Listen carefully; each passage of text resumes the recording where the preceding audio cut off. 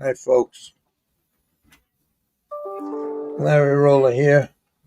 Let me bring my friends on. There's Big Joe Hello, hello. and Big Ed, the Shadow. The shadow knows. Only the shadow. I can't. I got that light behind me that makes it dark. That's why I can't move this damn light. Now, did you hear what you just said? You just said you got the light behind you that makes it dark. Yeah, it makes the screen dark because I'm serious. I have. If I shut that light, the whole screen is pitch black. Really? Yeah. If I walk over there, watch. I'll show you. I shut it before.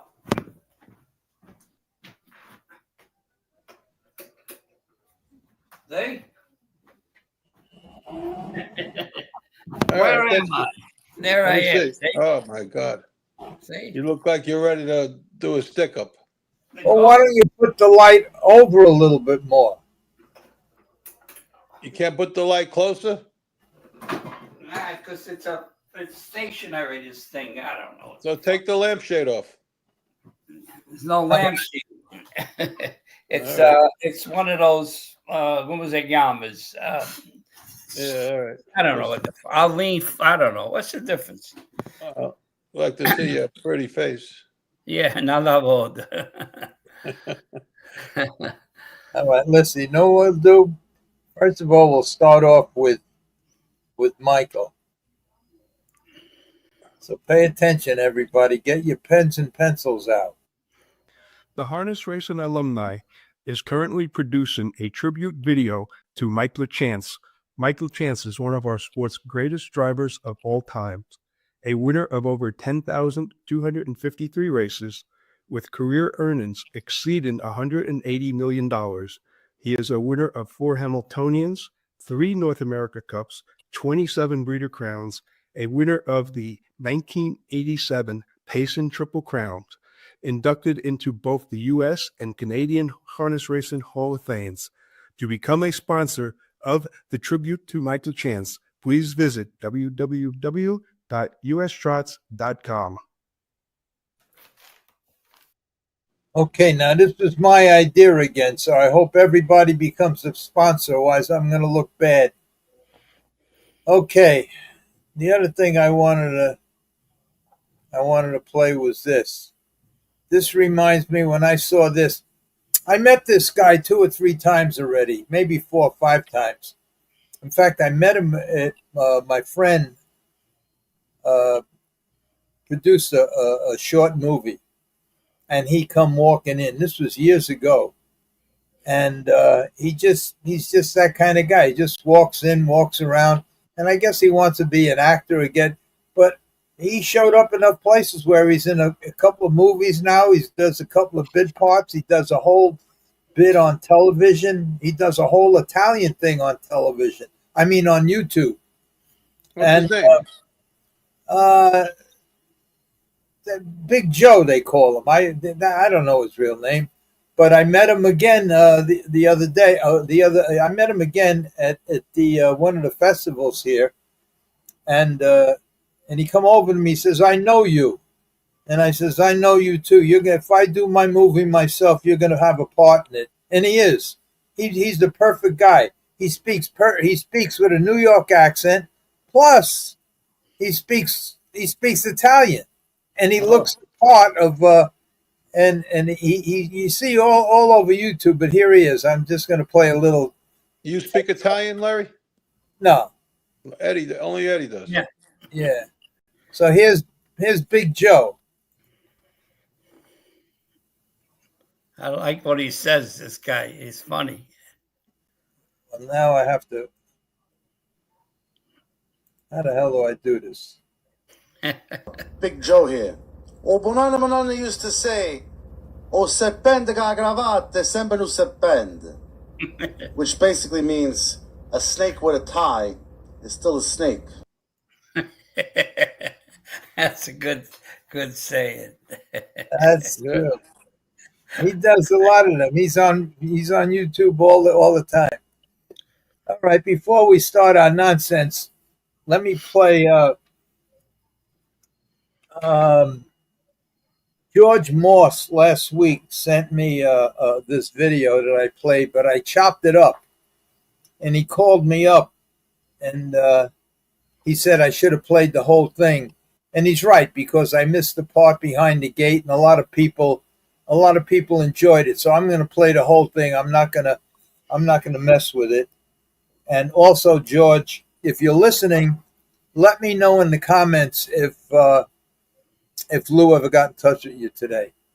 All right, here's that race he told me. This race is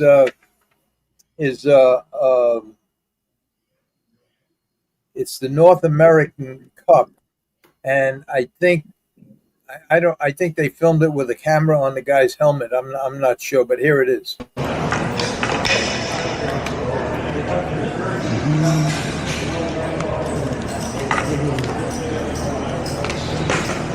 Oops. Yeah. Everyone. We're gonna have fun get out there to get that one.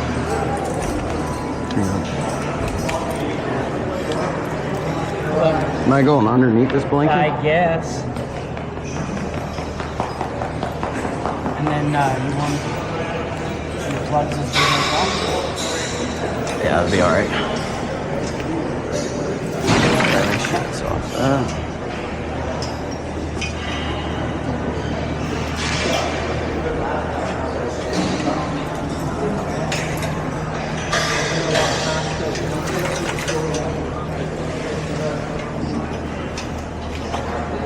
Oh, don't let him pull those plugs out. Fuck. Just keep it up. We can get that.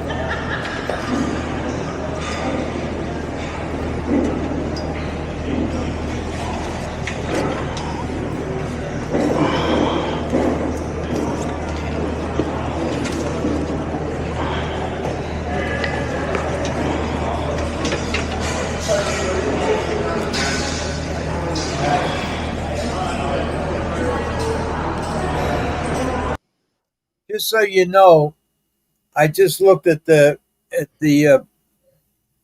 information he sent me, and it's on Braxton Boyd's helmet, the camera. It's a camera video. It's on the driver, Braxton Boyd. He finished second in this race. So I'm going to play the whole thing so you see him behind the gate and scoring. Right. I think I saw this on YouTube. Yeah. These are the new bikes, huh?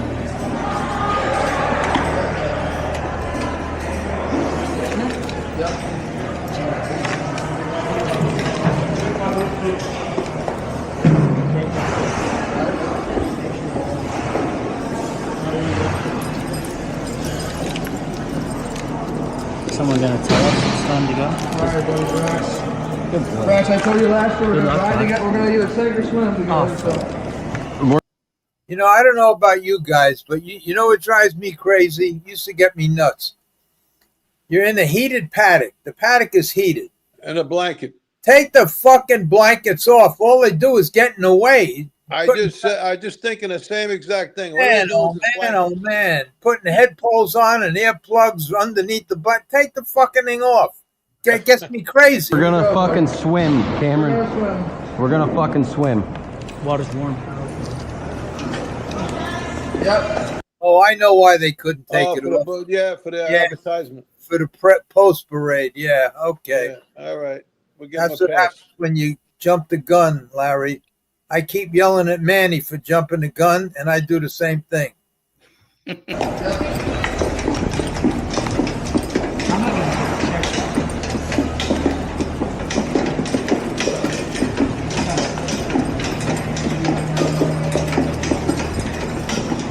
luck. Thank you.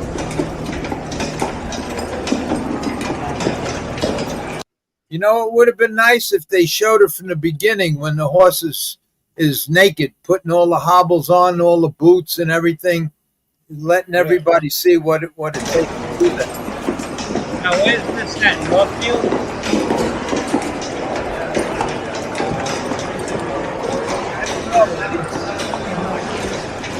Thank you.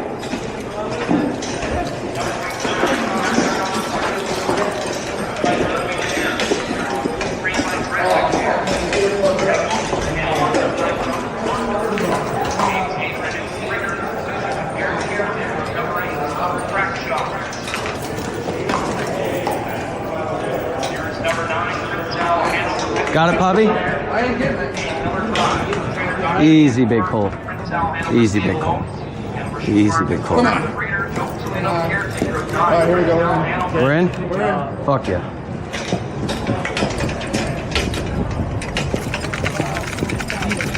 Ah, this motherfucker.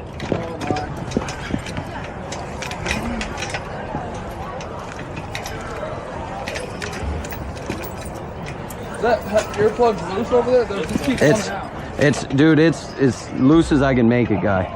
We're not. We're fine. Just take them off. Take them off. This one's out. Easy, big horse. You're all right. You're all right. You're all right. You're all right. You're all right, big fella.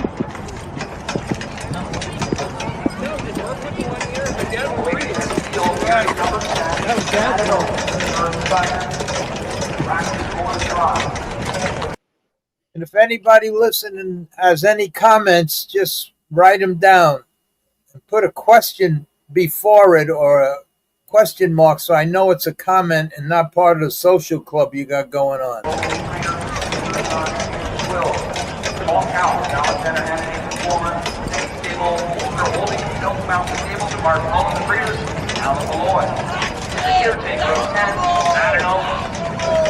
That's your field for the 42nd edition of the $1 million American Cup race. All right, Poppy. Let's do this.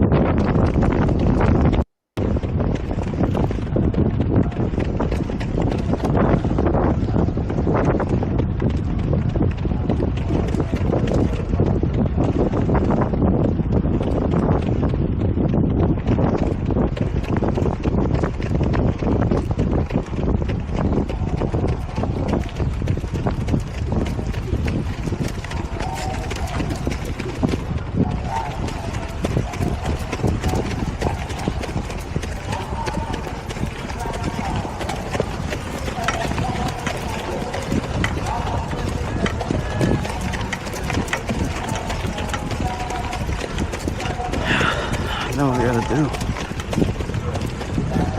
Let's just send this motherfucker.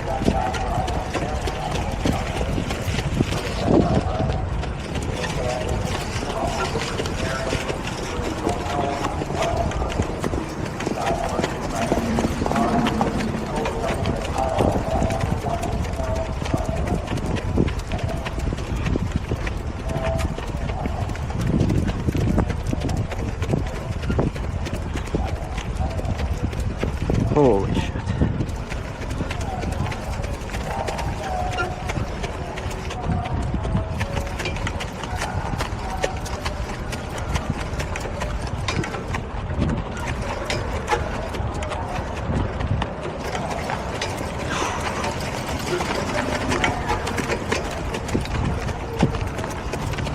You're all right, big Cole.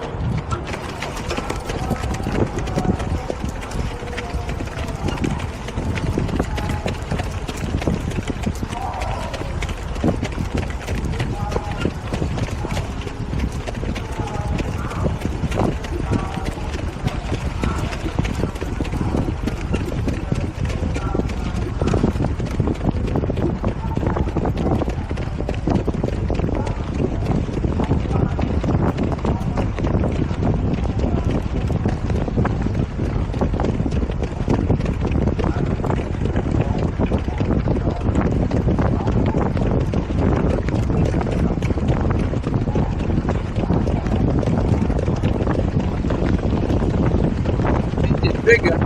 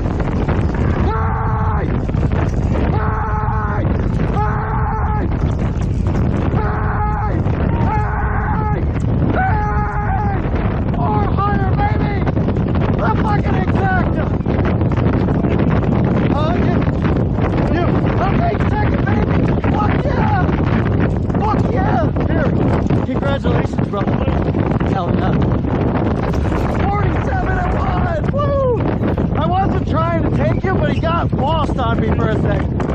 And I could tell Yannick was in a little trouble.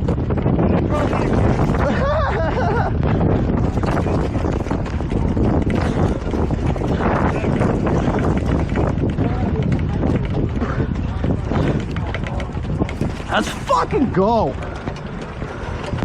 Let's fucking go. Thanks, man. Fuck. I was scared in the last turn though, boys, I'll tell you that much. I'm like, I really don't want to go inside the pylons in $1 million race. Fuck yeah.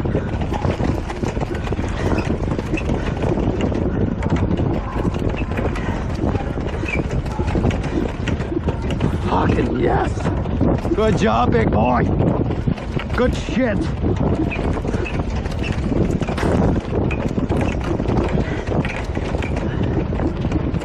Let's go. Freaking Dusky. Thank you. Thank you. I saw the gate. I said, shit, you and me were... when I saw it, I said, fuck it, I'm cutting it.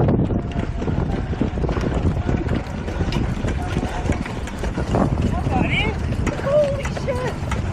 Good job. When nobody left, I'm like, fuck, I'm going. I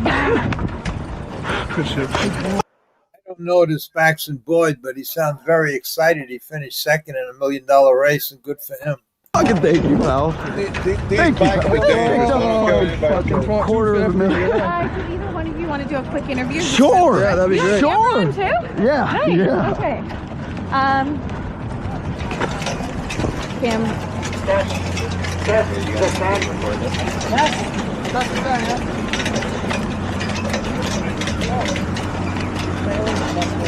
Here, I'll take the bike off real quick.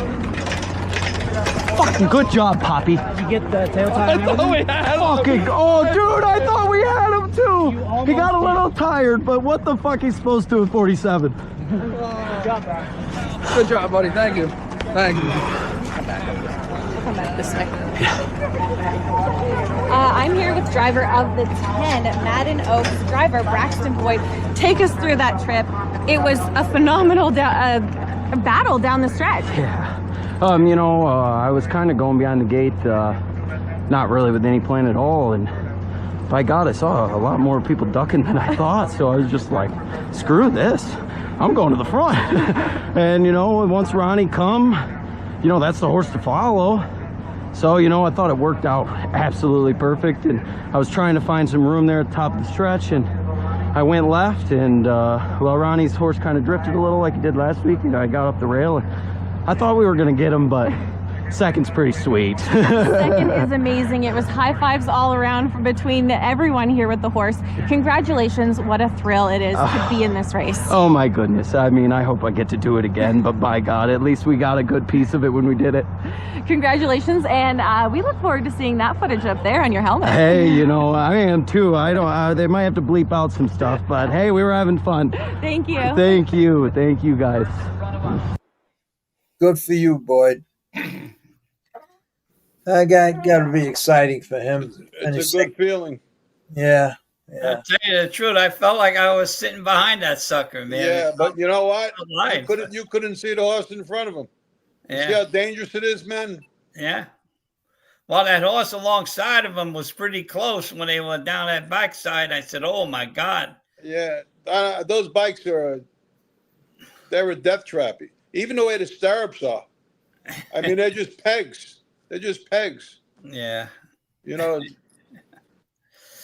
But I tell you, that was really, really exciting. It was. Yeah. Yeah, it brings back good memories.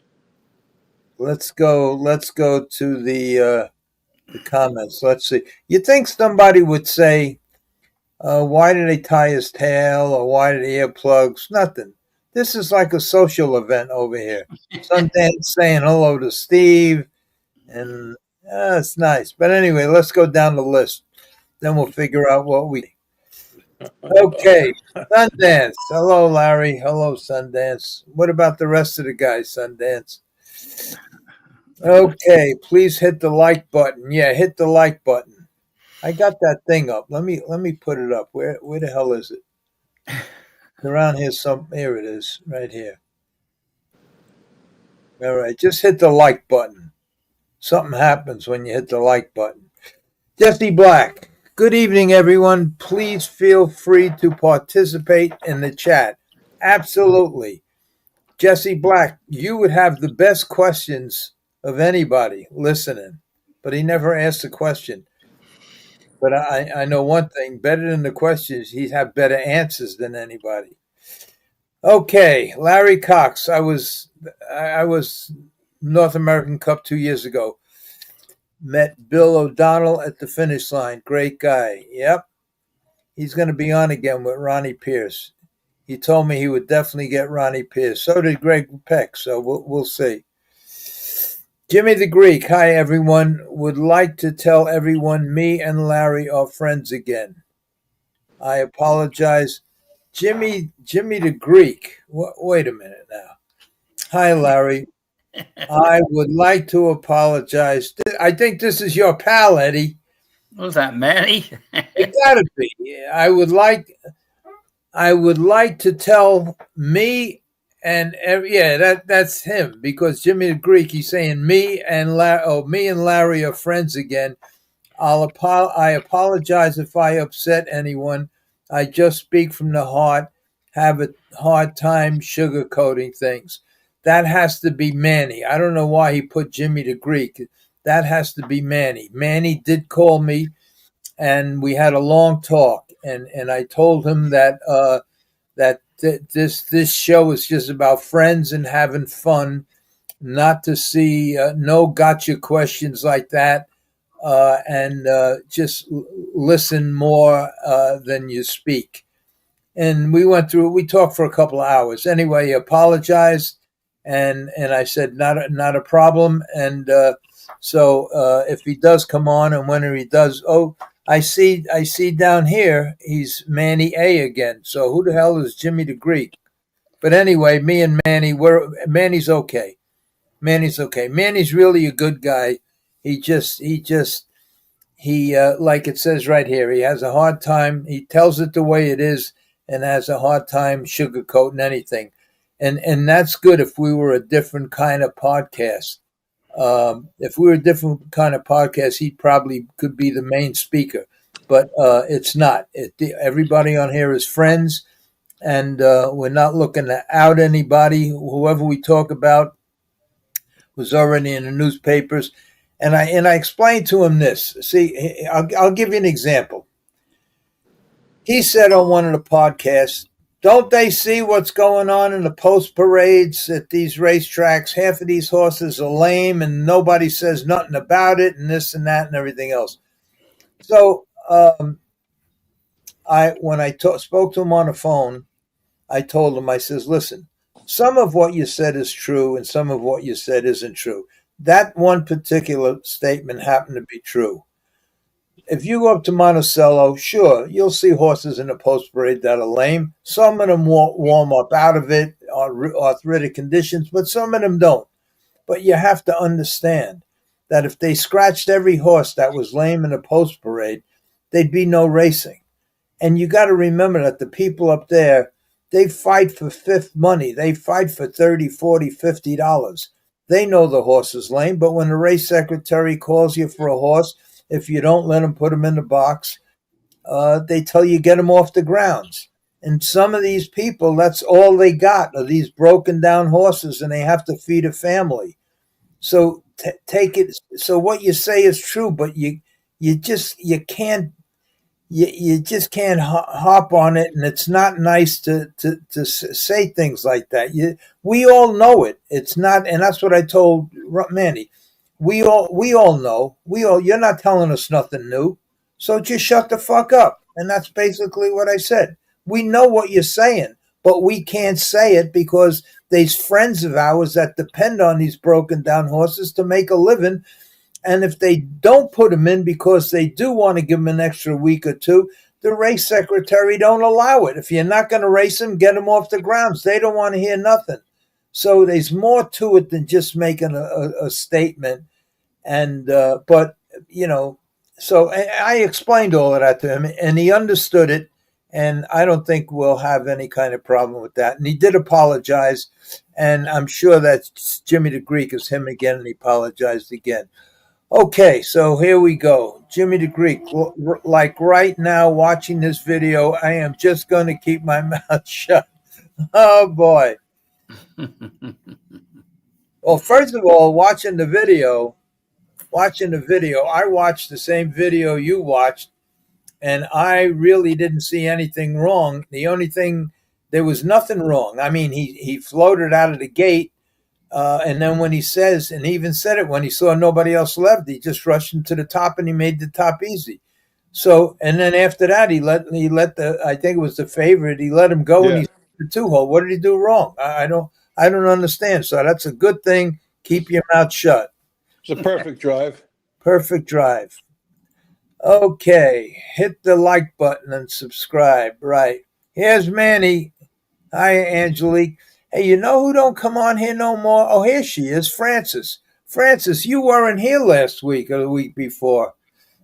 Yeah, she wasn't here. Glad to see your pretty face back. Hi, Francis. Hello, Francis. Hello, Francis. Oh, Anthony won't be here tonight. He's working, and our friend Ron had to go to a birthday party, but they'll be on next week. Here's Freddie Hudson. Did I answer that question? What's this question? Hello, Manny. You're okay. Say what needs to be said. Larry, don't get him going. Leave him alone. He's okay. Okay, Freddie Hudson, question. How many horses did you race with pulled earplugs? Me? None. Never. I first of all, they didn't become in vogue until after I left the business. Now it just seems like every horse has to have them. I really don't know why. Probably half of them. I shouldn't say that because I don't know. But when I raced them, they were horses I raced with earplugs. But never pop out. We just put the cotton in them, or them round rubber balls, and just left them in there. We didn't have these things, but I guess they serve a purpose. They calm one down, and then when the cavalry comes, they just pull them and it gets them going. So I guess it's all right. I just never did it. I only raced a few with them. Okay, who the hell is Jimmy the Greek? I just wrote that. I know, Jimmy. I don't know, Manny. Okay, Manny. All right, Francis. Okay, Manny. Hello, Francis. Okay, let's get by this. Larry Cox. What number is Dexter Dunn? I don't know. Manny, Larry Cox, I am not saying anything negative. Mouth shut. Very good, Manny. Very good. Positive waves here. It's going to be interesting to see how long before Manny makes a comment. Naturally, he's entitled to make a comment. It's just I'm just anxious to see what kind of comment he makes. But really, he's really just a nice guy. He really is. But he's a nice guy.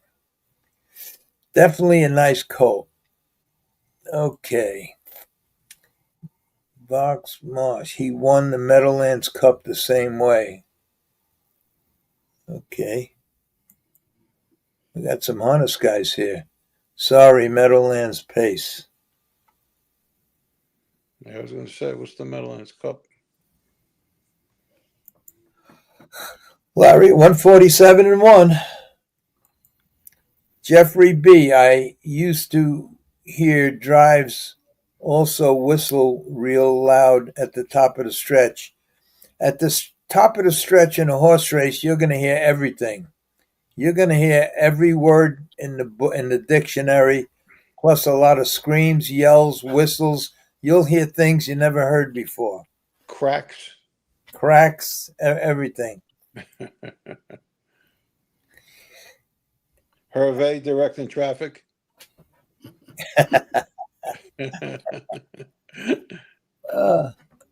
Billy Houghton. It was on Facebook today. Billy Houghton gave such a good compliment. He said something about when Hervé first came down from Canada, he changed the whole way of racing in the United States. It was quite it was quite a thing to witness. Even the best say that he was just even the best say that he was the best, and I really believe he was, not only as a driver but as a trainer, and he was the conductor. He was the conductor, a trainer, a driver, a Hall of Famer. He was everything. Great personality. Made Great you laugh. personality, yeah. Eddie, Mia, what's this say? Eddie, Mia, Sophia ran good third, hopefully breaking maiden next start. That's the 2-year-old. Yeah, It's a 2-year-old? First time on grass. Yeah, you were happy with her, right? Oh, very, very, very. I was ecstatic. She when she switched leads coming to turn it for home, boy, she had a gear that I couldn't believe. She missed second by a hair. She was really racing very well. I was really excited. I know Manny called me up and he told me that you had a good day that day, that you were very happy. Like I said, I raced 5 horses. I got all checks, and the owners were happy. Wish I could have won, but it's tough. It's good to compete and to come home, with some money. Some go up there and they come away empty.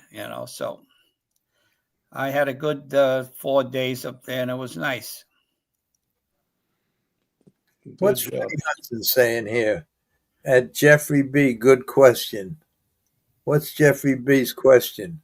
I used to hear drives also whistle real loud. I don't know what any of that means. PM, Larry, another one bites the dust yesterday. Fraser Downs in Canada, beautiful 5-8 mile track without warning, stop racing for good to sell the property, happening way too often, hundreds out of work. Yep. Yeah. Eddie's gonna talk about that. What? I heard Fraser Downs closed because it was rat infested. That's what it said on the news thing that I seen. Rat infested. Yep. I don't know if I can. Okay, Manny A. Baxton Boyd is a decent driver, young and has pretty good hands. I agree. Howard Lieberman, appreciate the kind words last week. Hopefully the doctors pushing chemo mentioned. Why did Fraser Downs close? Ivermectin. Wait, what's this say? Appreciate the kind words. Hopefully the doctors pushing chemo mention ivermectin and other ways of treatment for cancer. I sure hope they do, Howard. I know Howard was the guy last week that said the test results didn't come back too good for him. And let us know, Howard, if they mention ivermectin. I would just take them if I was him. Yeah, he should. They're not going to interfere with anything. Yeah, right. It's not going to interfere with nothing. And Joe's right. You should just take it. It has no side effects. It has nothing. And I think I sent you all the information about it. But if I didn't, let me know, and I will send you the number of the nurse you call. You give her your credit card. She takes all your information. She charges your card $400. And for that $400, she takes all your information. You send her all your records, all your blood tests, all the chemistry, everything. And she takes them all. She sets up a Zoom call with you and the surgeon, and a 45 minutes call. And then he looks over your whole chart, and he prescribes whatever he thinks that will help your situation. With me, it was ivermectin and two other parasite killing drugs, a very heavy duty antibiotic, and one something else I forgot. And that's what did it for me. So if you need any of that information, just get back to me. If I already send it to you, let me know if the doctors. I don't think the doctors can't push ivermectin because it's not approved for human use, so they can't push it. It's not in their protocol. Yeah. Okay. Larry Cox, Michael LaChance, Hands of Gold. What's QB? Joe. I don't know. Quarterback Joe Flacco. What's that? He was the quarterback for the Ravens, I think. But what's the last part of that mean? Flat of stone. What's that mean? I don't know. Okay, Manny, nothing wrong at all. Larry, we looked at a horse's ass for the first time for the first 4 minutes. Okay. All right. Yeah, but some people, and just think, Manny, just like I said before, if you want to run your mouth about drivers, sit behind a horse, get your license. I think you and Ray talked about that. You should get first I was against it because you'd be knocking everybody out after the race if they didn't give you a hole, if they came too close to you, if they backed into you, you'd find 15 reasons to knock them out. But you should sit behind a horse because the first 4 minutes, like you said, that you look behind a horse, they were going like 38, 40 miles an hour. And there's a lot of things that you got to look at and just think that as close as they were, it was right on the horse's back. That horse goes down. You get there's 6 or 7 behind you that go right over you. So it ain't peaches and cream out there. All right, Larry, here's that statement. Letter to Horsemen on August 15th said the city of Surrey, landlord and owner of the track, had terminated the lease. Horses had been absent from the facility since late May due to maintenance and for rat infestation. Unbelievable. Okay, that's I heard something. I don't know if it's true. Maybe I don't even know where I heard it. But somebody said that there was a horse at Yonkers Raceway for 14 years in the same stall. That's true. That's true. In the same 2014, they say. And nobody took the horse out. He just stayed in that stall, and that damp infected. Oh my God! I don't know the whole story. I just heard it the other day, but evidently they fed him and watered him and hate him, but 7-8 years in the stall is like inhumane. Especially there's nobody there. In the stalls, I think the stalls in Yonkers are 10 by 10 cinder block walls. They are, and they're like dungeons. You know who built that track, those stalls? The guy who built Attica. Yeah. Is that true? Yeah. It looks like it. Yeah, with the sliding doors and the top thing that opened up. Yeah, it was all cement, all 10 by 10s. Rick Simon says, great race. Looks scary behind a horse. Francis, sorry, Larry. Hello, my favorite gentlemen and friends. Hello, Francis. Oh, she took a vacation. Okay. You're good. That's good.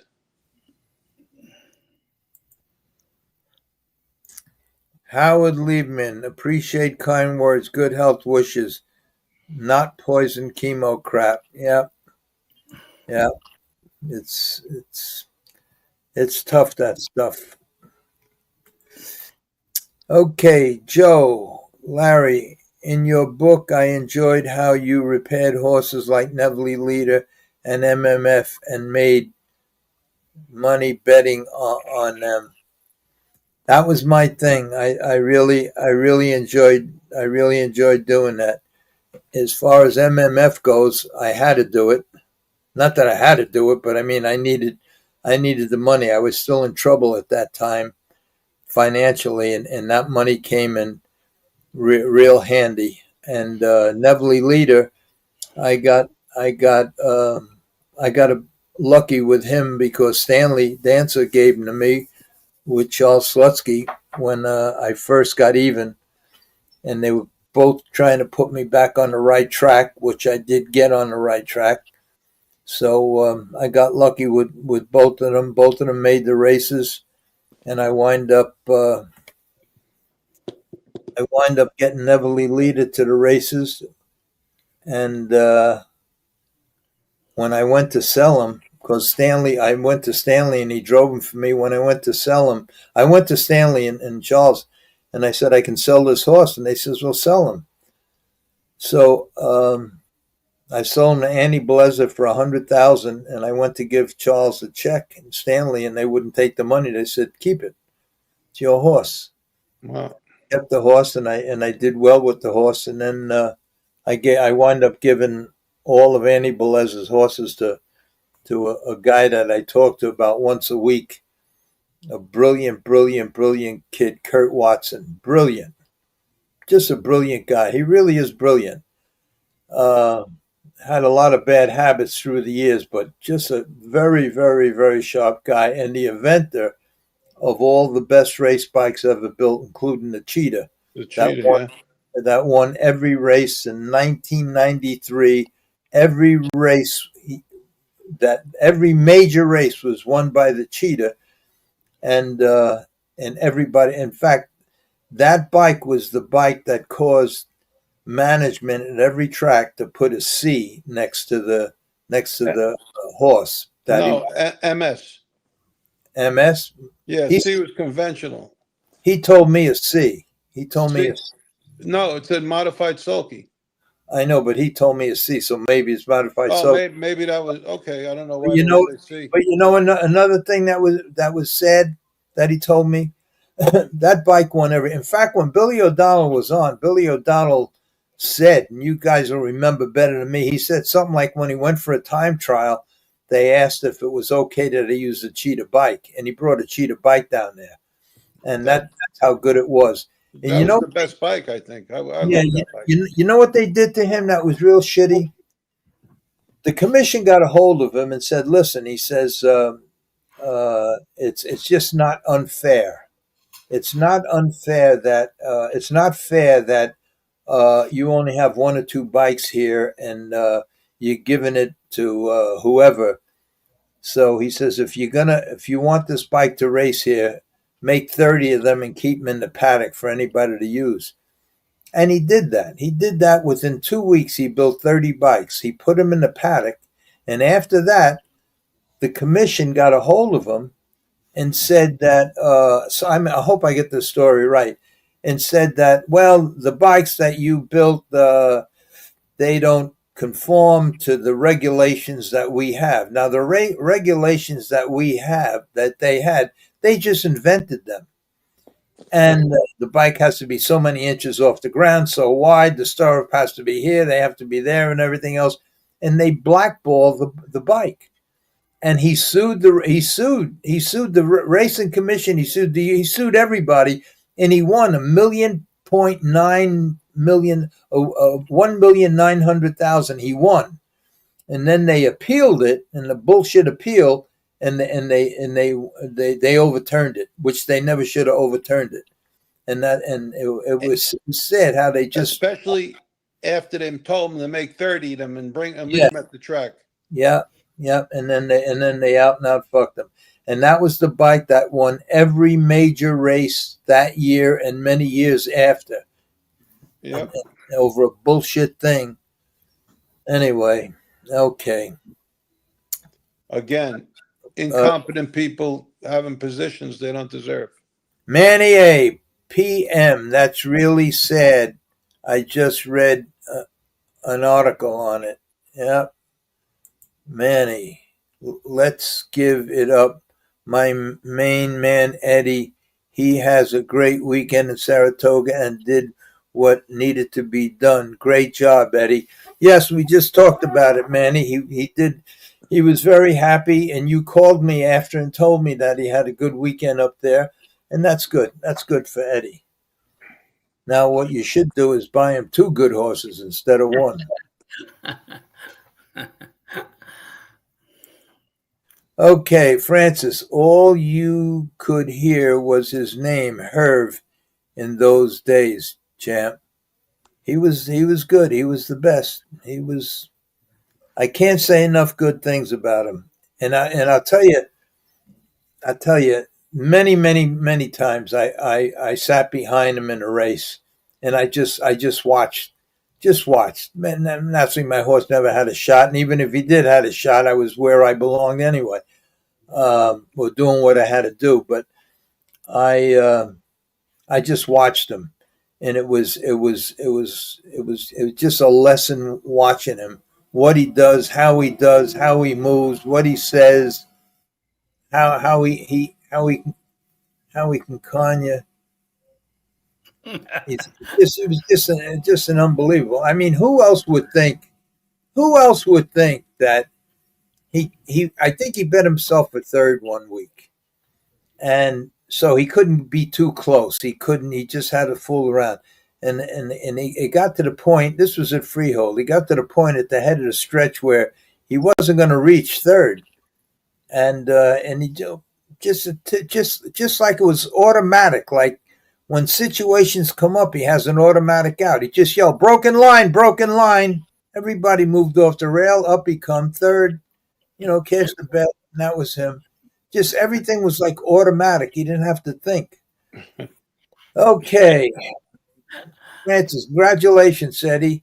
I'll be in Saratoga soon. Hope to meet you, champ. All right, thank you. Okay, Larry, book is a roller coaster ride. You were riding high in April, shot down in May. Very good. Reads like you made $1 billion and spent $1 billion. And I made millions and spent $1 billion. That was the problem. But that's good. Another Sinatra fan. Riding high in April, shot down in May. Very good. That's life. That's life. Jesse Black, ivermectin is currently being prescribed for other medical issues, but not approved yet for cancer treatment. We approve it. It's unbelievable. Steve Vasile, Flacco will be the starter for the Browns this season. Okay.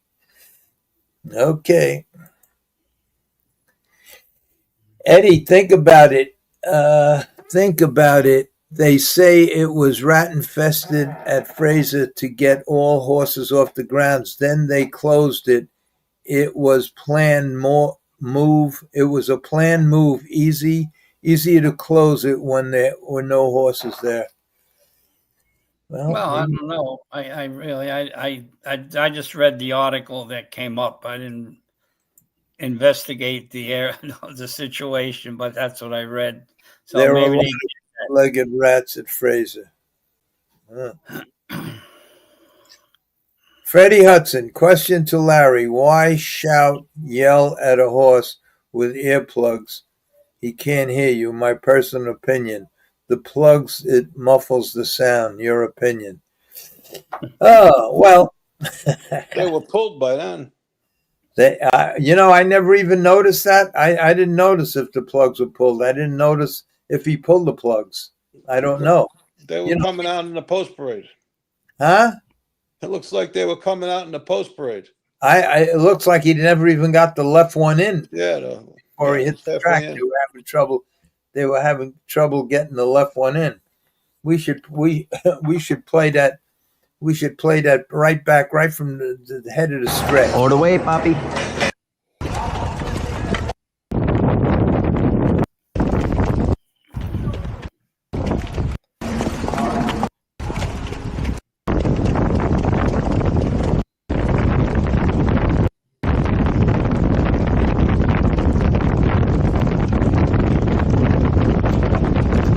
might have popped the plug leaving. Plugs are in, right? Because I don't see them bouncing around. I don't see them either. It's still in. I don't see the race. I don't see nothing.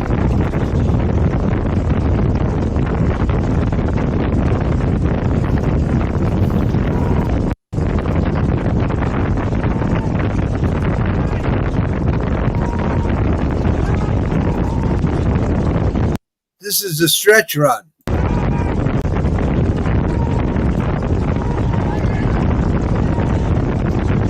just popped him now.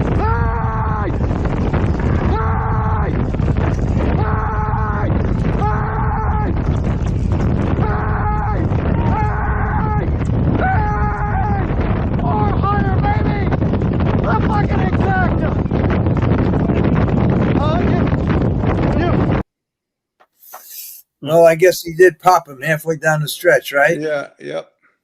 When he started yelling. Yeah, that's what exactly. Right. So the question was, Larry, to Larry, why shout, yell at a horse with earplugs? Can't hear you. Well, he pulled the earplugs before he started shouting. My personal opinion on plugs, it muffles the sound.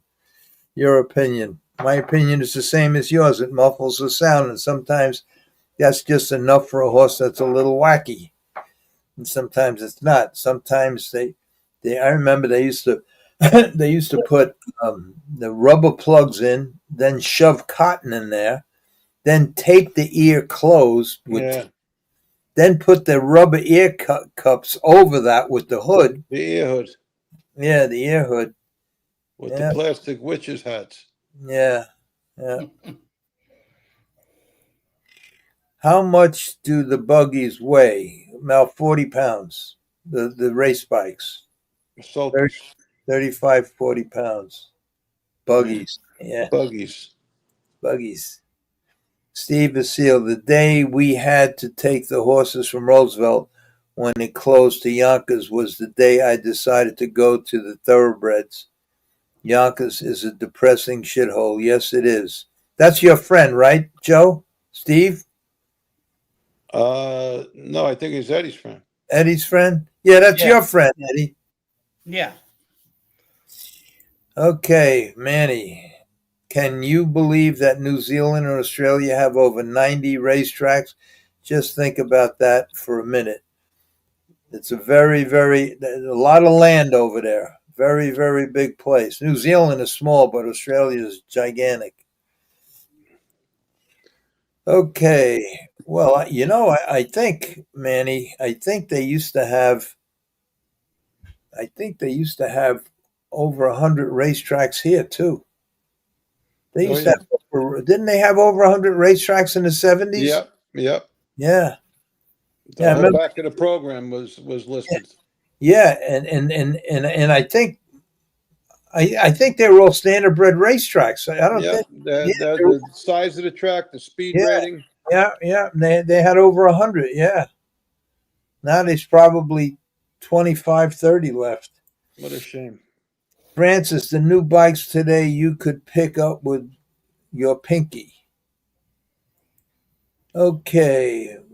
Fred Hudson, horse in stall. I do not believe that story. How long would his hoofs be? From what I understand is that they took care of the horse. You should look into that, Freddie, because it's a true story. It was in the newspaper. Joe Feraldo and Yonkers, they barred the guy for life or something, I heard. But everybody, they took care of the horse. They fed him. They kept the stall clean. But I don't know what you said about his feet, because his feet had to be trimmed, and I'm sure somebody was doing that. Had it not been done, he would have died. 14 years in the stall so I'm sure somebody was doing something with him. But I think somebody told me he was out of there now, and they found a home for him or something. I hope. But you have the ability. You know how to do these things, Freddie. You should look into that. But it was 14. Here it is right here. Joe Feraldo knows all about it. Reports from August 2025 mention a 17-year-old that has been in the stall at Yonkers Raceway for 7 years. This situation has generated concern and discussion among horse enthusiasts and advocates for the well-being of racehorses. While the owner reportedly keeps the horse at the racetrack due to its proximity to their residence and the free stabling. Concerns about the animal's minimal care and prolonged confinement in a stall are being raised. Oh my God! So that's all it says. So Jeffrey B. Harry, can you stand on the bike the way Hervé did for the crowd? Did you ever try? No, I could have. I never tried, and today I'm having trouble standing up from this chair. So I could have back then. Anybody could have back then. Not only me, anybody. But I never did. That was Hervé's gig, just like New York, New York, and I did My Way is Sinatra's song. It's Hervé did his way. that was Hervé's gig. Jeffrey B. All Long Island has is Jake 57 for gambling. Wonder if a harness track would succeed today somewhere around Nassau, Suffolk border. I don't know. I don't even know why I'm doing this show. I've been out of the game for 30 years. I have a friend of mine called me up today and asked me about some horses, and well, it comes back to you. But there's a lot that's going on today about these racetracks. I don't follow it no more. I've been out of it a long time. Someone got caught with $1 million worth of frozen synthetic Chinese epigen. One of the big trainers, I forgot who. Do you read about that, Ed? No. Yeah, just recently. I'm trying to think of what trainer it was. Jeffrey, how about making Belmont a thoroughbred harness track? Could it be done, Larry? Well, I think Eddie might have said something to me before about that in the infield, it's a 1.5 mile racetrack, I think, Belmont. In the infield, put a half-mile trotting track and have thoroughbreds in the day and trotters at night. Tony Morgan. Oh, Anthony Morgan, the harness racing. Yeah, that they found $1 million worth of synthetic Chinese epigen, frozen. That's in Dover, Harrington, or whatever. Yeah, Maryland, ain't it? I don't know where he's at, but that's what I heard. Oh, he's gone. Allegedly. Jeffrey B., no chance. It would be great, but no way it would stand a chance. Manny might be right. But it's what? About this question here. How about making Belmont a thoroughbred Honda? You know, talking about epigen. The only thing is that where the hell would you stable them? You'd have to ship them in. It'd be, and I don't know if the thoroughbreds are that thrilled about having harness horses. Okay, Larry, in your opinion, does a milkshake make a horse go faster or just be able to carry his natural speed further in a mile? Or is it both? Can a human runner be milkshake? No, a milkshake does not make a horse go faster, but it eliminates or dries up a lot of buildup of lactic acid, which makes his muscles not burn, which makes him be able to go further and further and further, but not faster. And nothing can make a horse go faster than he was meant to go. And can a human runner be milkshake? Well, you could drink it. I mean, baking soda is good for a multitude of things. It's used by a lot of athletes. Yeah, it's used by a lot of athletes. I don't know. Is milkshake barred from any athletic sports or anything? Yeah. It is? Yeah.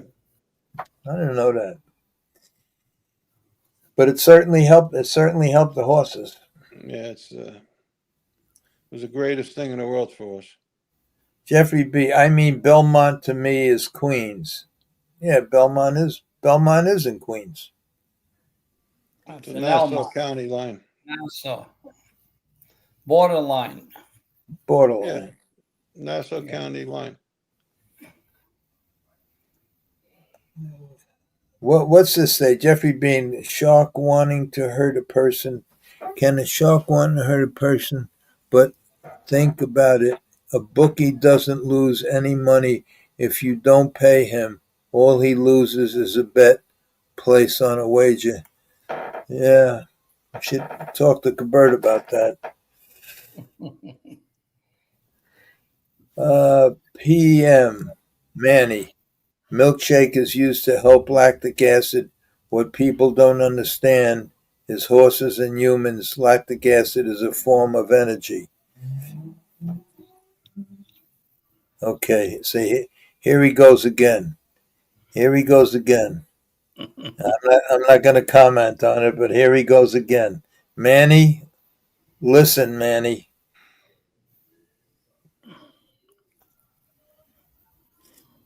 Especially when you see the man that don't say nothing, put his head straight back. I'll say it, Manny. You're wrong.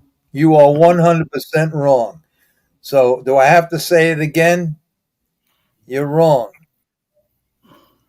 Well, let me see what it says. PM. PM. What does PM mean? PM. Milkshake is used to help lactic acid. What people don't understand, though, in horses and humans, lactic acid is a form of energy. Oh, boy. See, that's why, Manny, you shouldn't say too much. Now, I know that in further comments, he's going to make himself right. You watch and see further comments down. And that's the problem. He just says things that are not true. It's just not true. And he knows. And I told him, when you say these fucked up things that are not true, you get me aggravated, and I can't let it go. I can't let that go. It's not true. It's not a negative influence. It's not a positive influence. Okay. Jeffrey B., it seems all of Long Island wants no part of a casino at all. The new casino will be built by City Field close to Flushing and will cater to all the Chinese.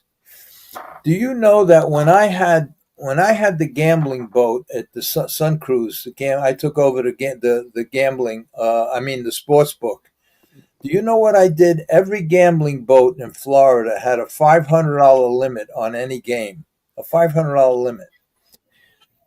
So what I did, I says, we're going to make a no limit. You want to bet 100,000? You come in with the money, and I'm taking the bet. And you know what I did? I advertised in all the Chinese newspapers. They love it. They love it.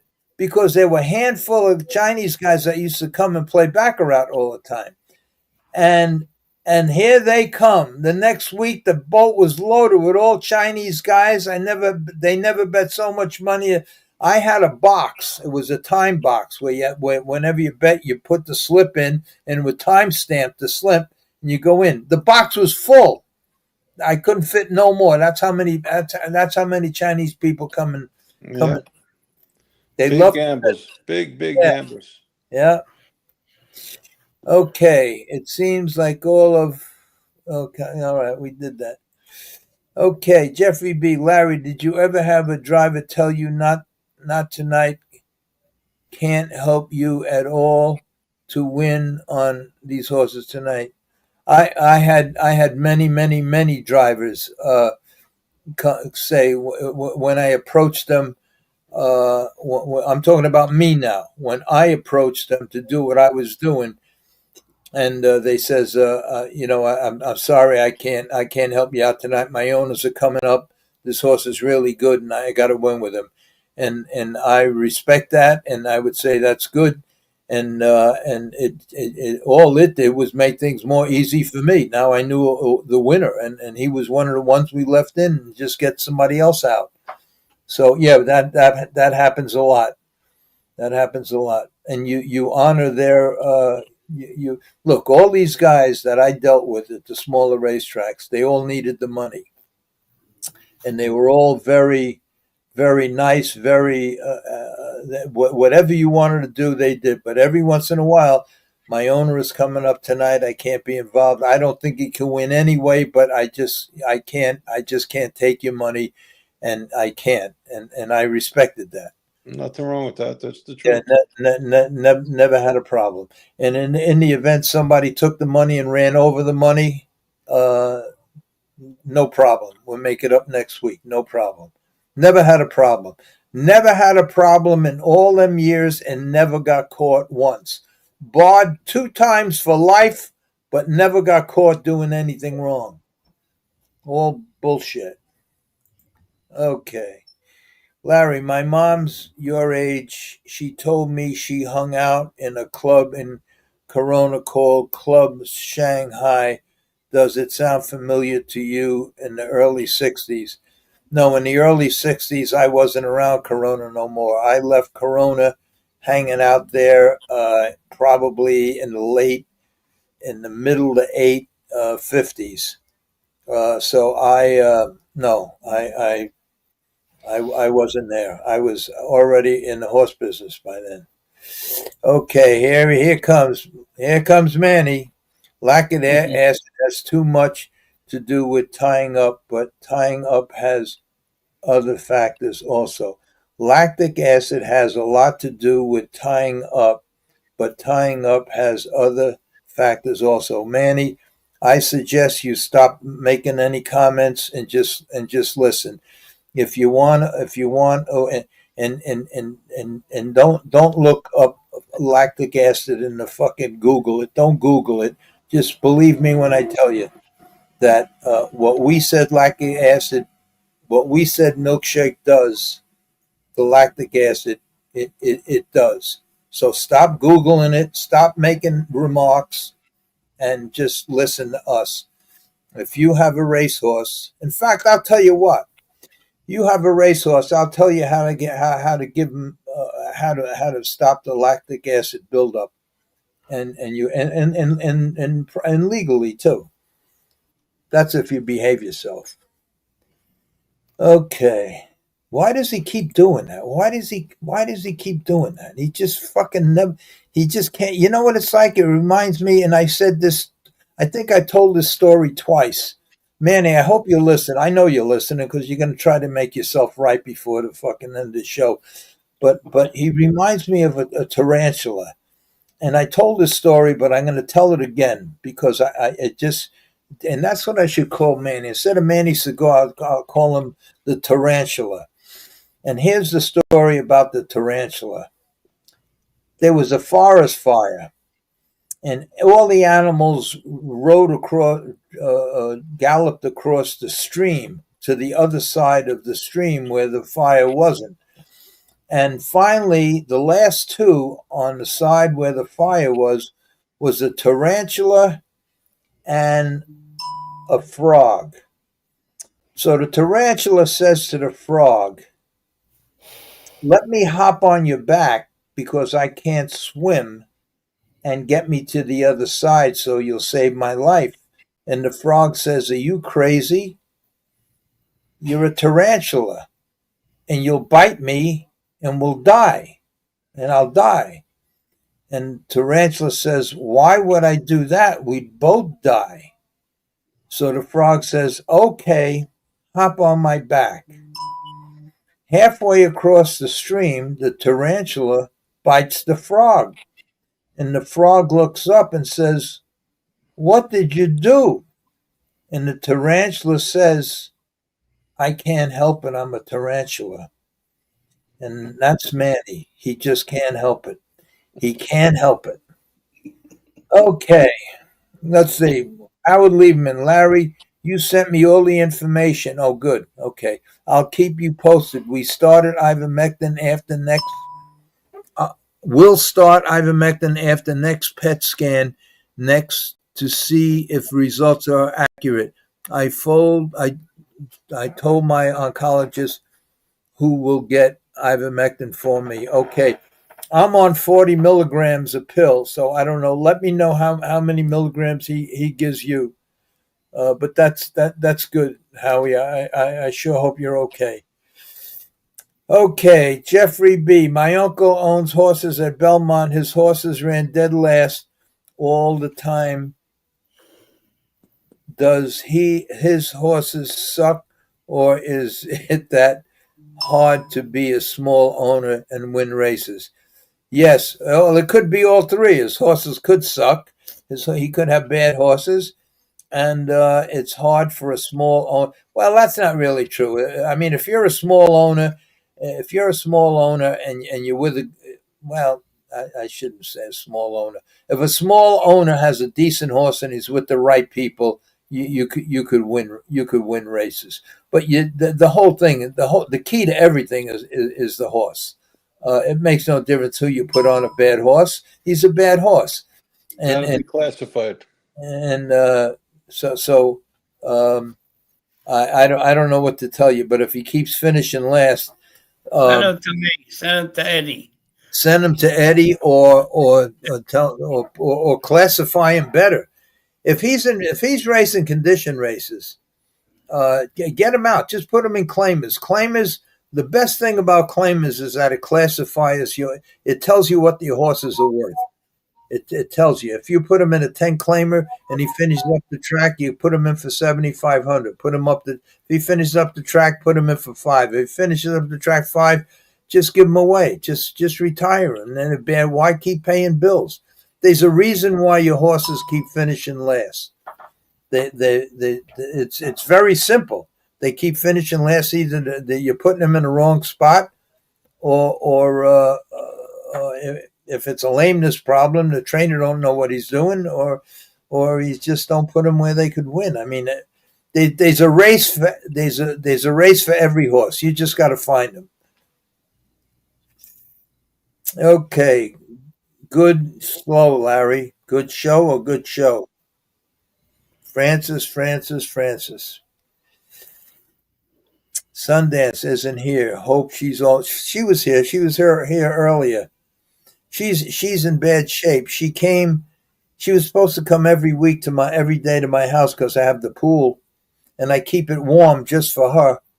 And she came one day, but she has a lot of trouble with her knee. And so she came one day, she went in the pool, but she was struggling. She's in a lot of pain. That poor girl I'll tell you, we're here complaining about the few things that we have wrong. She has what we have plus a whole lot more. And she is tough, boy, I'll tell you. She is tough. That poor girl, I don't want to put a business out in the street, but she, from chemo radiation, it affected in a big way her eyesight, her ears, her teeth, her throat, her whole body. Never complains, always smiling. She's an unbelievable girl. She's a good girl too, and one of the best grooms I ever had. Okay, my father used to put 1 ounce in a pot of sauce. Never got a stomach upsets. Yeah, baking soda has many good qualities that can help for a lot of reasons. Okay, Josh Foster. I pretty much consider anything west of Nassau Coliseum to be Queens. It's much more like Queens than Long Island. Yeah, well. Okay, Jesse Black. Jeffrey B., please refrain from using all caps. Now, I don't know why, but I guess he hasn't. Oh, I think he says when all caps means that you're being like aggressive or something. I don't know. Sorry, Jesse, bad habit. Capital letters, I guess. Who knows? I do it so Larry can see my questions better. Very good. Just put, you know what to put, because somebody said it a couple of weeks ago, put like a question mark before the whatever you're saying. This way I know it's a question. This way you don't have to write out questions. Just put a question mark. Because here's Sundance here. Sundance is still here. Hi, Francis. I'm here just watching on TV. My knee is hurting. Yeah, she has. She should get a knee replacement, but I don't know. She's a tough kid. I don't know. She's a good girl. Freddie Hudson, thoroughbreds are working with us better than you can imagine. Now, that's good. That's good. That's very good. And I'm sure you had something to do with it. I'm sure. I'm sure. In fact, I know you had something to do with it. Not only at home, but in Washington. And I know that for a fact. So good job. That's why I say that whenever you're doing all this bullshit, because all of these things that you're doing, it's on your own dime. And that's why when you says we're gonna start we're gonna pay tribute, we're gonna pay tribute to all these living guys, you should get paid for it. Hold on, guys. Hello. Hi, Tom. I'm on a podcast right now. All right, bye. That was my friend Tom who set this whole thing up for me in the beginning. In the beginning, when I first did the whole book, he had 3 cameras here. He edited everything. He got me all them races from Australia and New Zealand. He edited everything. He is great. One of the greatest. He's just a great guy and did everything. And he just called me because after the book, I told him I wasn't going to do this no more. So we pulled all the cameras out. We did everything, and now I'm doing it just me and my TV screen, and I keep fucking up anyway. All right, Larry, there is a website called Harness Racing Revolution where he shows pictures of that horse in the stall at Yonkers. And it's a video about Joe Feraldo. It's disgusting. Well, let me tell you something about that guy who has a harness race resolution. I'm not going to mention his name because he's a phony fucking creep bottom feeding rat whose family offered me money to beat him with a bat. And I swore I'd never mention his name. We went back and forth a few times. He's a liar. He's a cheat. He's just a bad person. But I will say this. There's a few things that he showed the light on that had to be shown. There's a few things that he did that had to be disclosed. And if he just stuck to that instead of being a rat and a fink and a liar and a bad guy, he'd be welcome any place.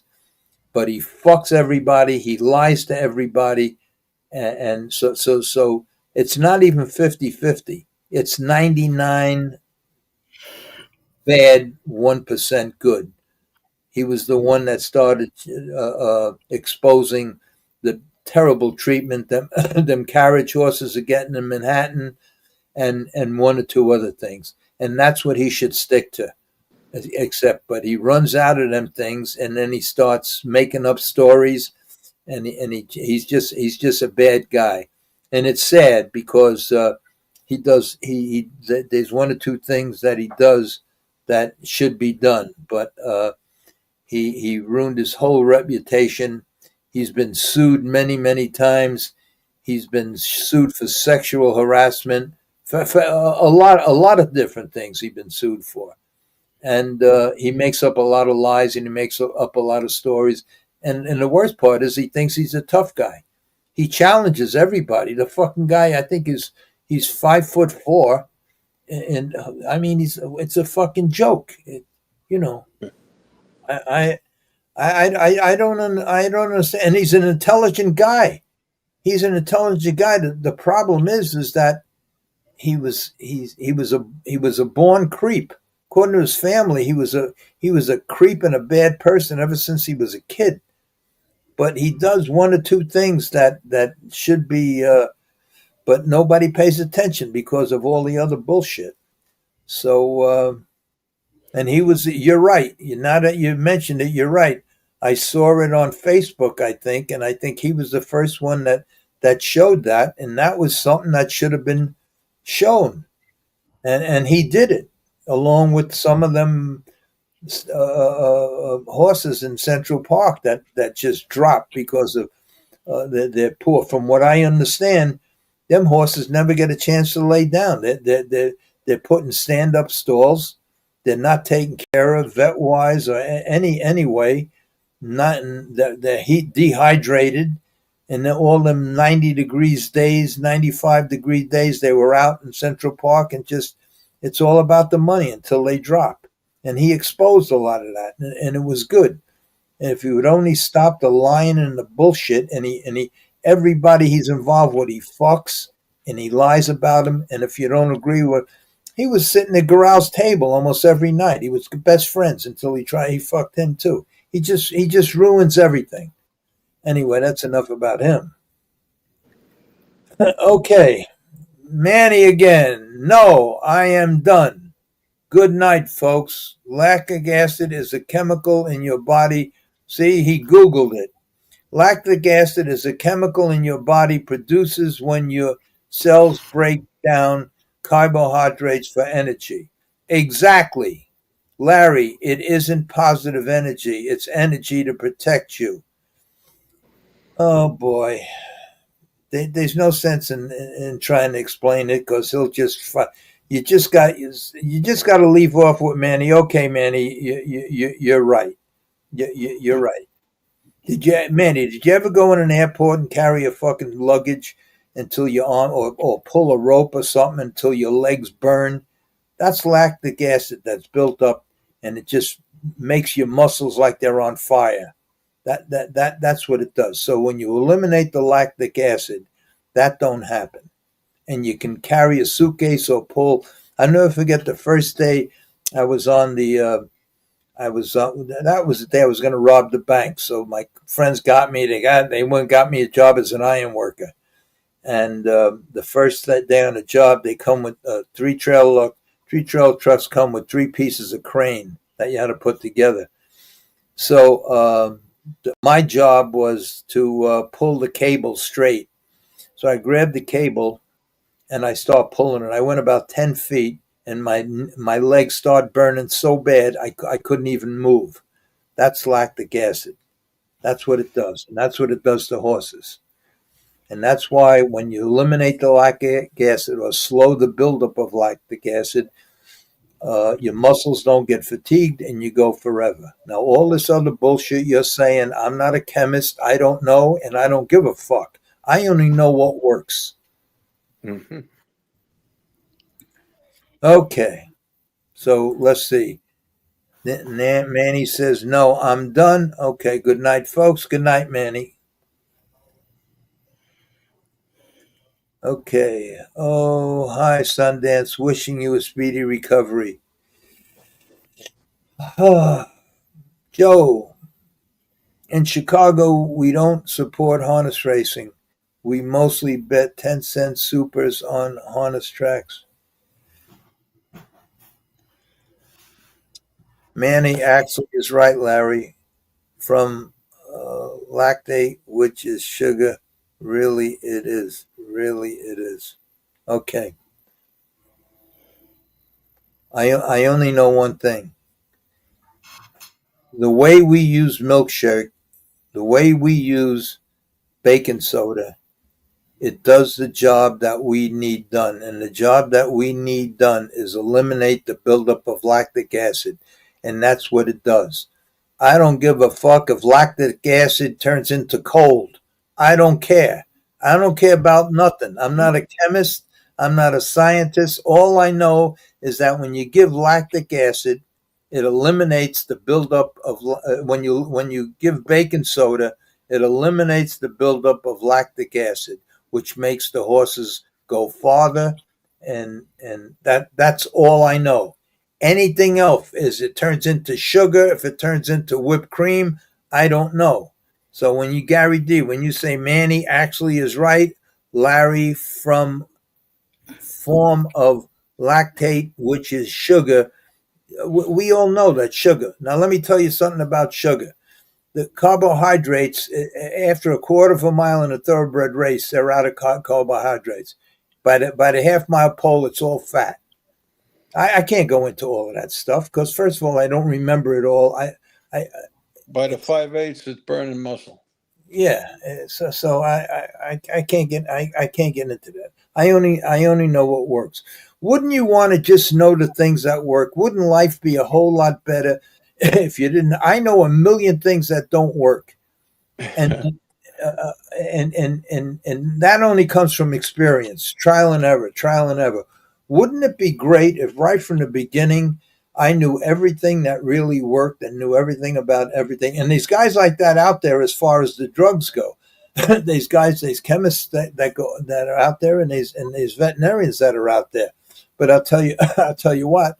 Every veterinarian that you says, or any chemist that you say, if they were asked, would you give your horse, if it was legal, a milkshake? I guarantee you, everyone would say yes. So whatever it does, and I know it has absolutely no side effects. If anything, the side effects would be good, because there'd be there would be no loss of action, there would be no slipping, there'd be no sliding, there'd be no burning, there would be no heat exhaustion that builds up because you're straining. There'd be none of that. So why did Manny have to come up with this? Why does he have to?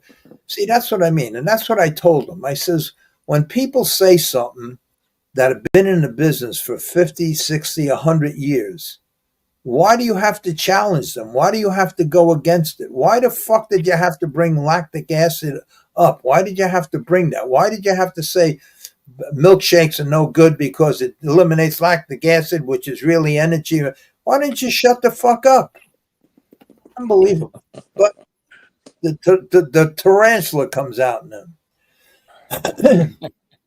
And Manny, I'll just give you this tip.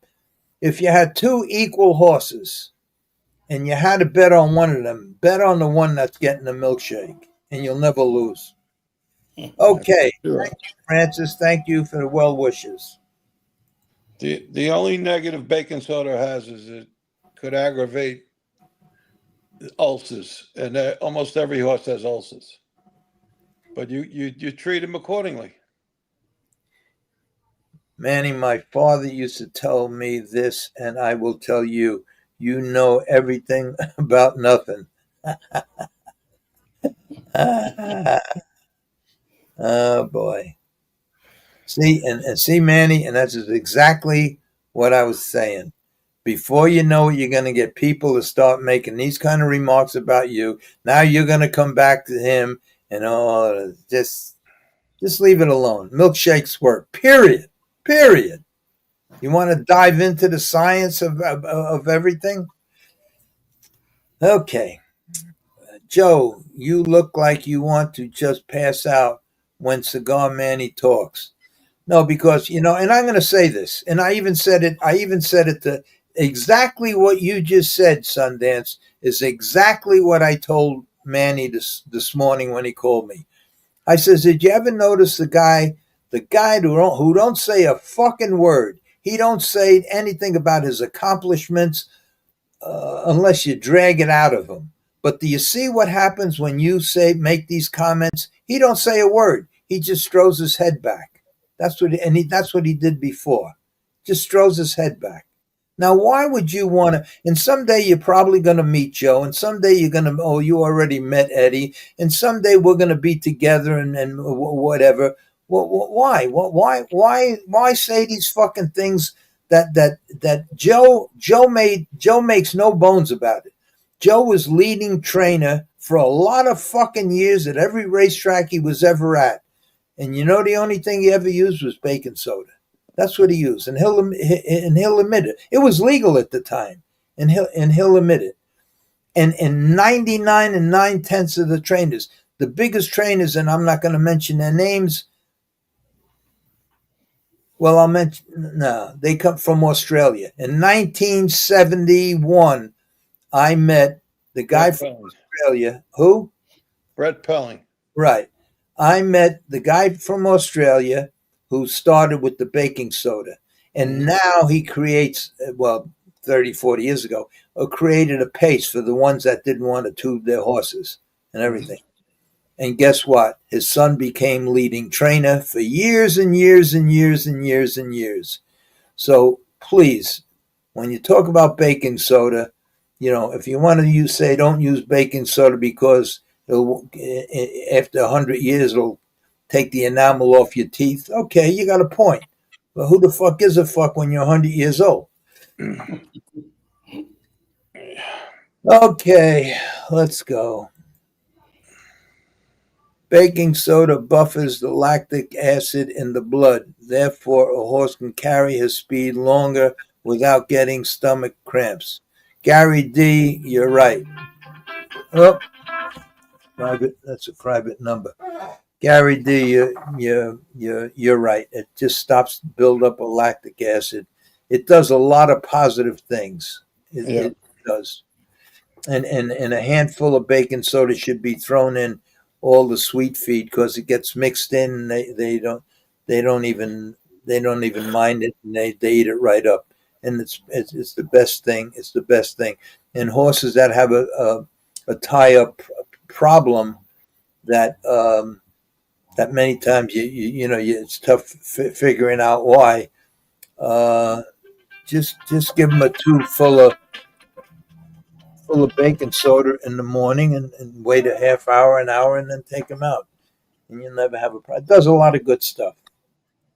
Anyway, Jeffrey B., he uses Oscar Barrera, 111, and Gus Rodriguez are his trainers. Well, what can I tell you? If the horses are finishing up the track with these guys, what can I say? Get rid of the horses. I can't say too much. First of all, I've been out of the game too long to really know what the Rodriguez guy does. But I'm sure if he's with Oscar Barrera or was with him, they know what they're doing. They're not together. No. Rudy Rodriguez and Gustavo Rodriguez are brothers. Oscar's by himself. He's not with them. I mean, he knows them, but they're not affiliated as far as training together. They're all three of them are qualified guys? Oh, Rudy is unbelievable. Yeah, Rudy and his brother Gustavo, they're very qualified. Oscar is Oscar Barrera Jr.'s grandson. Okay, so now if this is the same guy that has the horses that are finishing up the track, it's simple. Either put them in claimers and keep dropping them till you find a spot from where they can win, or get rid of them.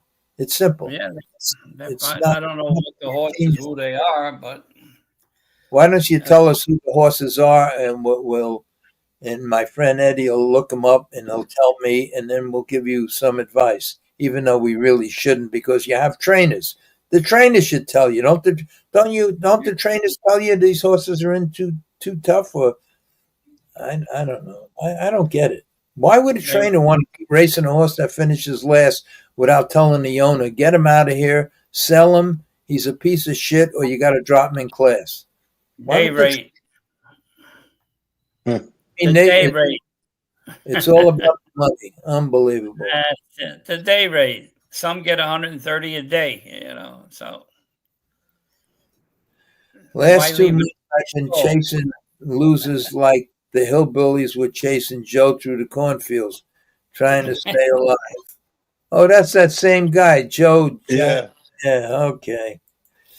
We ever figure out if he was fooling around or? I don't know, but he knows the story well. He knows the story. I'm sure he's playing games with me, but it's okay.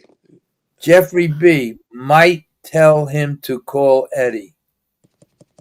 Okay. Yep. All that chemo may help, but kills everything else too. You're 1,000% right. 1,000% right. But the checks to the hospitals never stop coming. Joe, after I was done working with Mr. Kadish, I claimed around 20 horses, and the first couple I gave to Chubby and Joanne. Are they still around? No. Joanne passed, and Chubby they both passed away. Yes, they both passed. Mike Okay. Forte is still in the game, but that's it. Yeah. Okay, Jeffrey. Chubby was a pretty good horseman. He was a good guy. Yeah. So many. And, Joanne was his girlfriend for years and years and years. And she had some issues, but they were good people. Jeffrey B. So many times I went to the track, saw horses I love in the 7, 8, and 9 races, but by the time the 5th race came, I was broke. You're not the only one. You're not the only one. Years ago, they used to guys. I seen guys when they used to have the paper registrations, sell the registrations to their car just to make another bet. Okay, Sundance. Larry, Angelique suggested using caps for questions. She says it was a good idea. Jesse, you weren't here. Okay. Larry, what's the most you lost on sports betting that you got in so much trouble? Millions of dollars. That's what I lost. Millions of dollars. I used to bet 10,000, 20,000 a game. I bet all 10, 11 games. You know, what are you going to do every week? 15, 16 weeks in a row? That was the time in 71 when I got in all the trouble. I left there, and I left at Lincoln Downs, and it was the beginning of the football season, and that's what wrecked me, the football season. In one football season, I lost everything. Yep, right about now, coming up. Okay, let's see. Most horse people really love the horses, but you have a couple of people that really harm the animals for money. You're 1,000% right, and I seen it. I witnessed it. It made me sick, but Yeah. there wasn't nothing I can do about it because a lot of low lives. The people that were doing it were friends or acquaintances, and there's only two things to do: either tell the authorities on them, which I would never do, or say nothing. So I said nothing, and I watched these poor animals get shot, get drowned. Terrible, terrible, terrible. I'll never forget one day, I forgot what track it was. They gave this horse, they told me I was stabled, I had some horses on the same side, 2 or 3 at the end. They told me, can you get your horses out of the stall just for about 20 minutes? And I said, why? They says, you got room on the other side? And I says, yeah, I have a couple of horses turned out. And they says, well, put them in them stalls on the other side. They gave a horse a shot of something that this horse went completely berserk and ran through all the wooden partitions that separated the stalls, ran through 4 or 5 of them. Unbelievable. And then he dropped dead, when he got to the 6th or 7th one. What they used to do to these poor horses, it gets me sick. Anyway, Larry, what's your opinion of carriage horses in Manhattan? I don't like them. The only reason I don't like them, look, if they were well taken care of, it's a job for somebody. But from what I understand, and I don't know this to be true because I was never up in the stable, they disconnect them and they put them in a stall, a stand-up stall. They never lay down. They get very, very little vet treatment, and who knows what kind of care they get. I mean,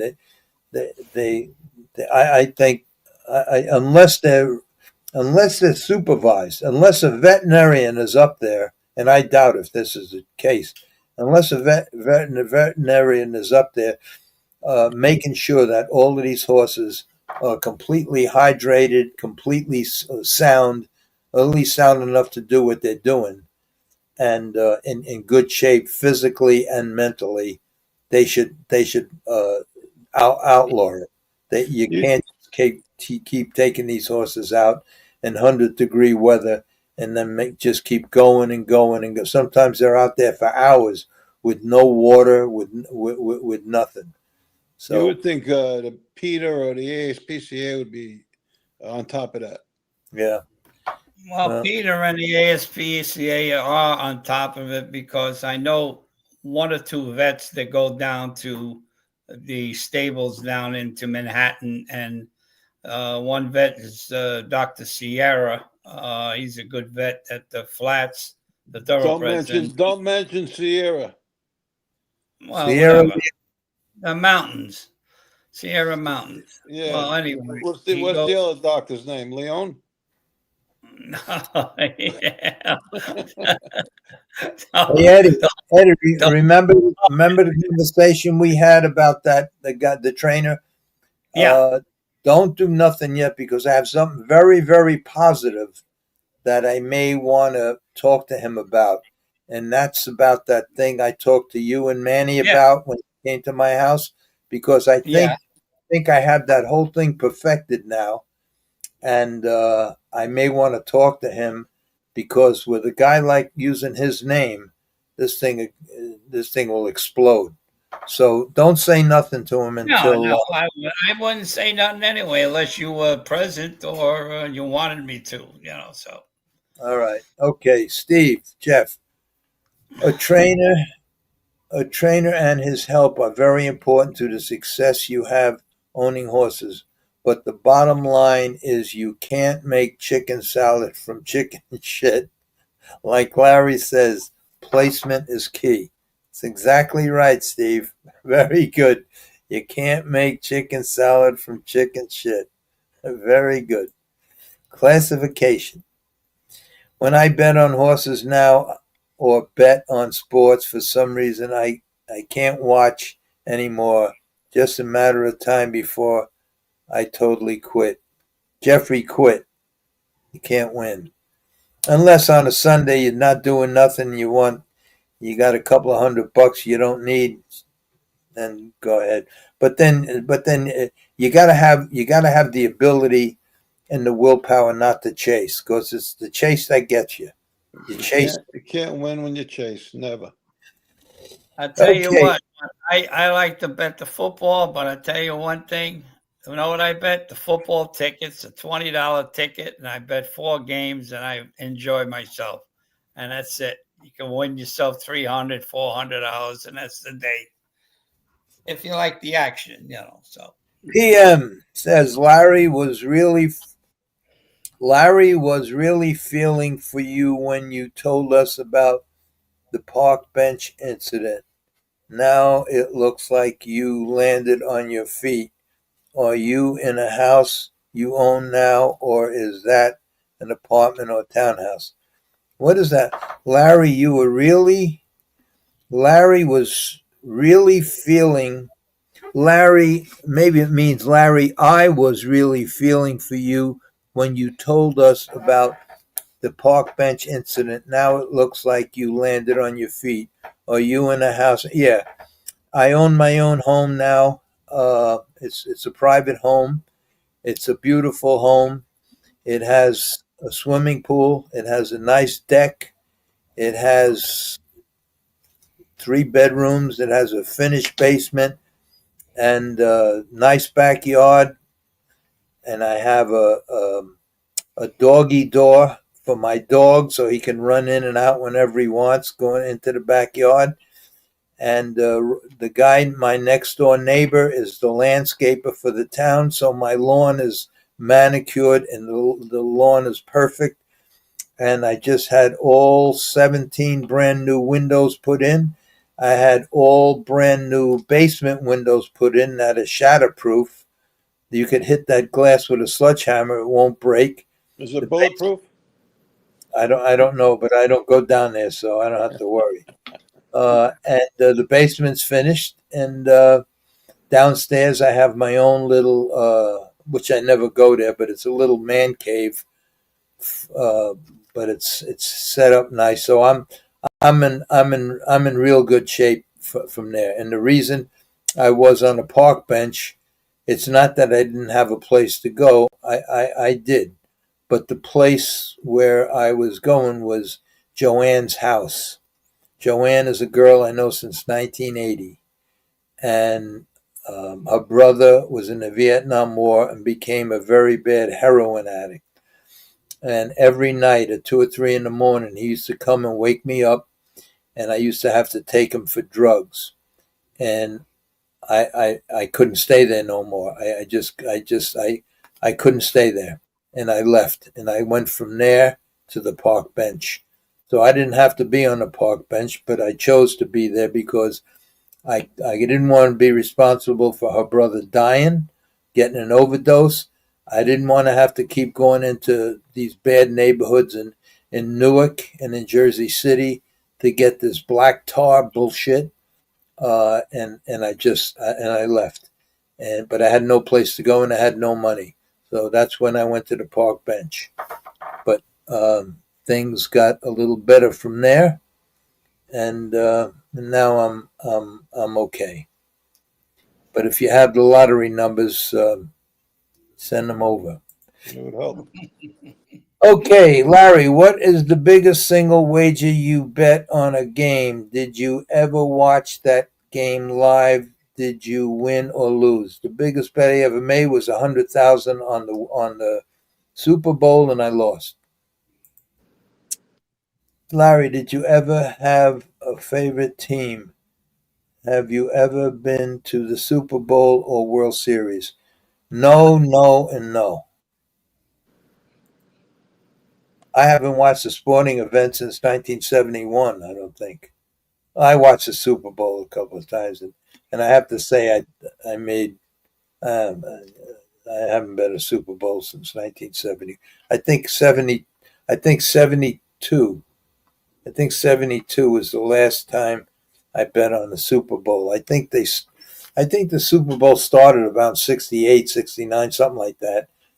And when 72 came, I was in so much trouble, and I'm almost positive I was in Florida at the time.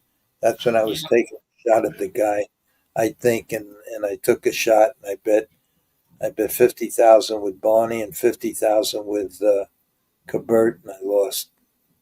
That was the I biggest. remember that day you were watching the game in the townhouse, not the house in Inverary, the townhouse. You bet 50,000 on the game, and me and I think Bernie, and we walked in and you were watching the game.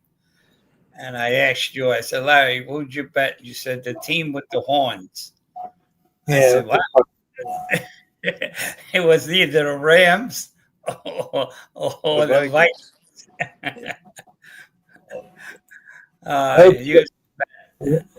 What do you give a horse to stop inflammation? There's many things you can give him to stop inflammation.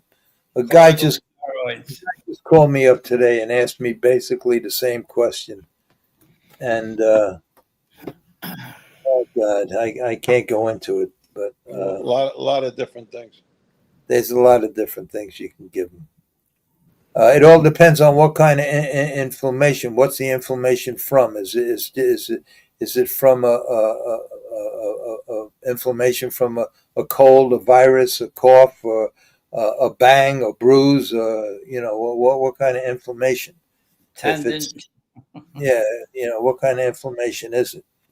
If it has to do with horse comes off the track and the leg is blown up, X-rays, ultrasounds, nothing's broke. It's just inflammation. So something got sprained or hurt, Soft tissue.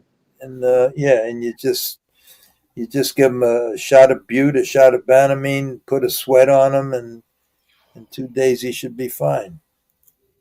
If nothing's broke or if there's no tissue damage or nothing, and it's just a sprain or a strain or whatever, the swelling should go down, and in a week or so he should be okay. But it all depends. It all depends. Everyone is different. It's just different. For sure.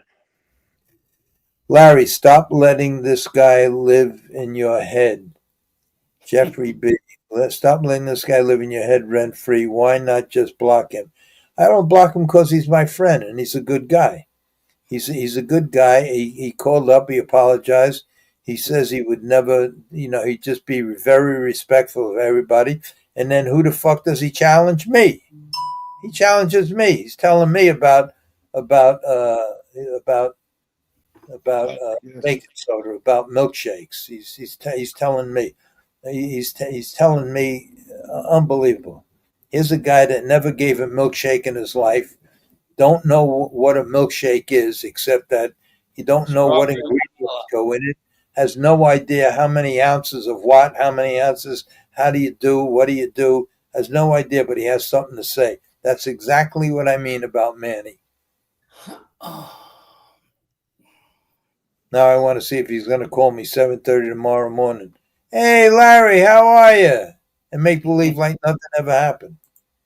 And then call me right after it. Yeah, but he's like when it comes to this, he's like harmless. You know what I mean? Not that he's not look, you can't spit in his face in the street and get away with it, but with this shit, he's fucking harmless. Well, he's harmless. He knows he just can't help himself. Okay, Jeffrey, there was a horse trainer in the 80s, Pistol Pete. Yeah, I remember him he was at the flats. He was everyone, even the $2 better, knew he was corrupt. I remember him. Yeah, yeah, I remember him. He was a hotshot for a short period of time, right? Yeah. Yep. Okay. Trouble with milkshakes is the white mustache it leaves with you. Dave McKenna, you should have been here a few weeks ago. Jeffrey Manny was proven wrong on sports betting in Nevada, had a temper tantrum and left. He is 3,000 miles away and was telling us here in Nevada what is what. And that's exactly what I told him. He started fucking with Scott Nance. Scott Nance been in the horse business for 40 years, 30 years, been in trouble, out of trouble, very, very sharp guy, exceptional gambler, and knows a lot. And Manny is telling him he don't know what the fuck he's doing. I mean,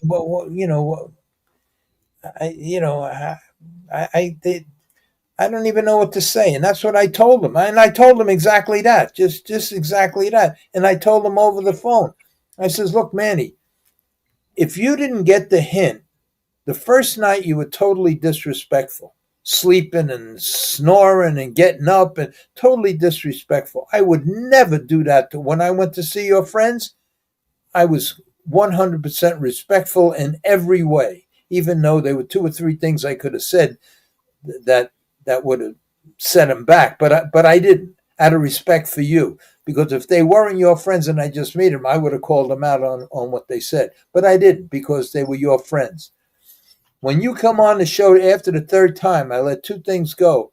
When I said to you, Manny, you're 0 for 2, that means you were wrong. You made 2 comments, you were wrong twice. You're 0 for 2. That should have been the hint. Just shut the fuck up. That's what I told him on the phone. Well, let me tell you something about me. Whatever I say, I get frustrated. But you could bet your ass that whatever I say on this screen, I'm going to tell you right to your face when I see you. If you're wrong, and I don't give a fuck. And if you want to come at me, you just remember one thing. I'm 85 years old. But just when you're 85, you never forget how to ride a bike, and you never forget how to swing a bat. So you can come to my fucking house. You can do whatever you want to do. I don't give a fuck, because you're wrong. Now, if I'm wrong, I took the punches, and I took plenty of punches in my day when I was wrong and I did the wrong thing as a kid. Then you grow older and you learn to keep your mouth shut. That's what I'm trying to tell Manny. This is more of a friendly situation. We're all friends here. Why are you challenging me when we're talking about milkshakes and baking soda and this and that? Baking soda does a lot of good for a lot of people and a lot of horses. Why are you even questioning that? Why? Just let it go. Why do you have to bring it up and say that you're wrong. It's the quick energy. It's this, it's that, or whatever the fuck you were saying. And then you hang up. You got to Google something, and why? Just listen. And the only reason you need baking soda is either to brush your teeth, or because you have an acid stomach, or you have a horse that you want to give it to so he don't tie you up, or he's going to give a race or whatever. Just drives me crazy. You should have been here. Yeah, okay. And that's what Manny does. He said he wasn't going to do that no more. So now he don't challenge anybody else. He just challenges me. Okay. I can't wait till he has a couple of horses with you, Eddie. Oh, stop. In Carvel now, I believe milkshake is $12. Vanilla chocolate. You know what somebody should ask Manny? Oh, we can't ask him because he'll find out. But I wish he was on right now where I would say, how do you make a milkshake, Manny? I bet you don't even know how to make a milkshake. What's in a milkshake? And he probably, yeah, but he don't know what it is. But he knows everything else. And I told Manny, I said, if you apologize, I'll stick up for you. I'll tell him that we're talking, that you'll be okay. And then he goes right back to the same shit. Then he gets mad and he says, I'm all done. Good night, folks. I'm all done. He's probably still watching. He's probably in his backyard smoking a cigar.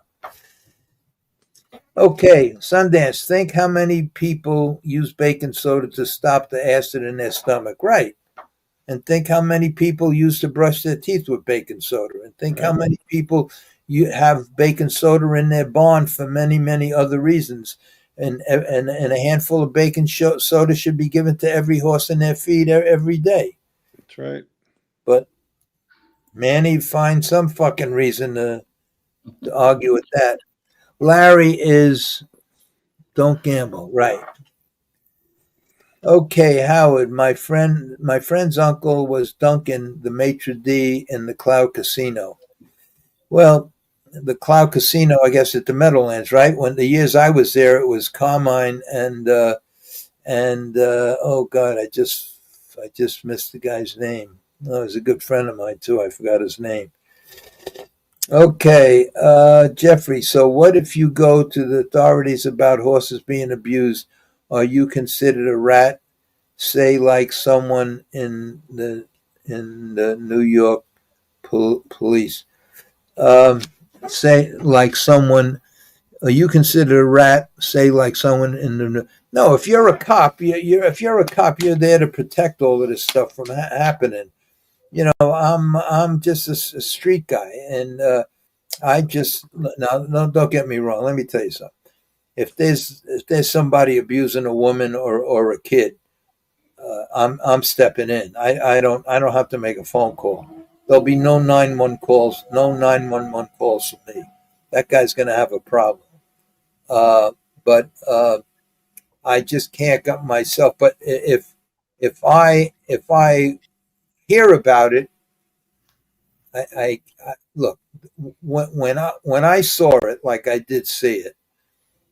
These guys that were doing it were friends that we did a lot of work with, and I went to them and I says, you know what, you can't do this. You can't buy these horses for $2,000-$3,000 and then show receipts for $15,000, insure them, and then kill them. You just can't do it. But they did it. How do I stop it unless I go tell on them? And I just couldn't get myself to go tell on them.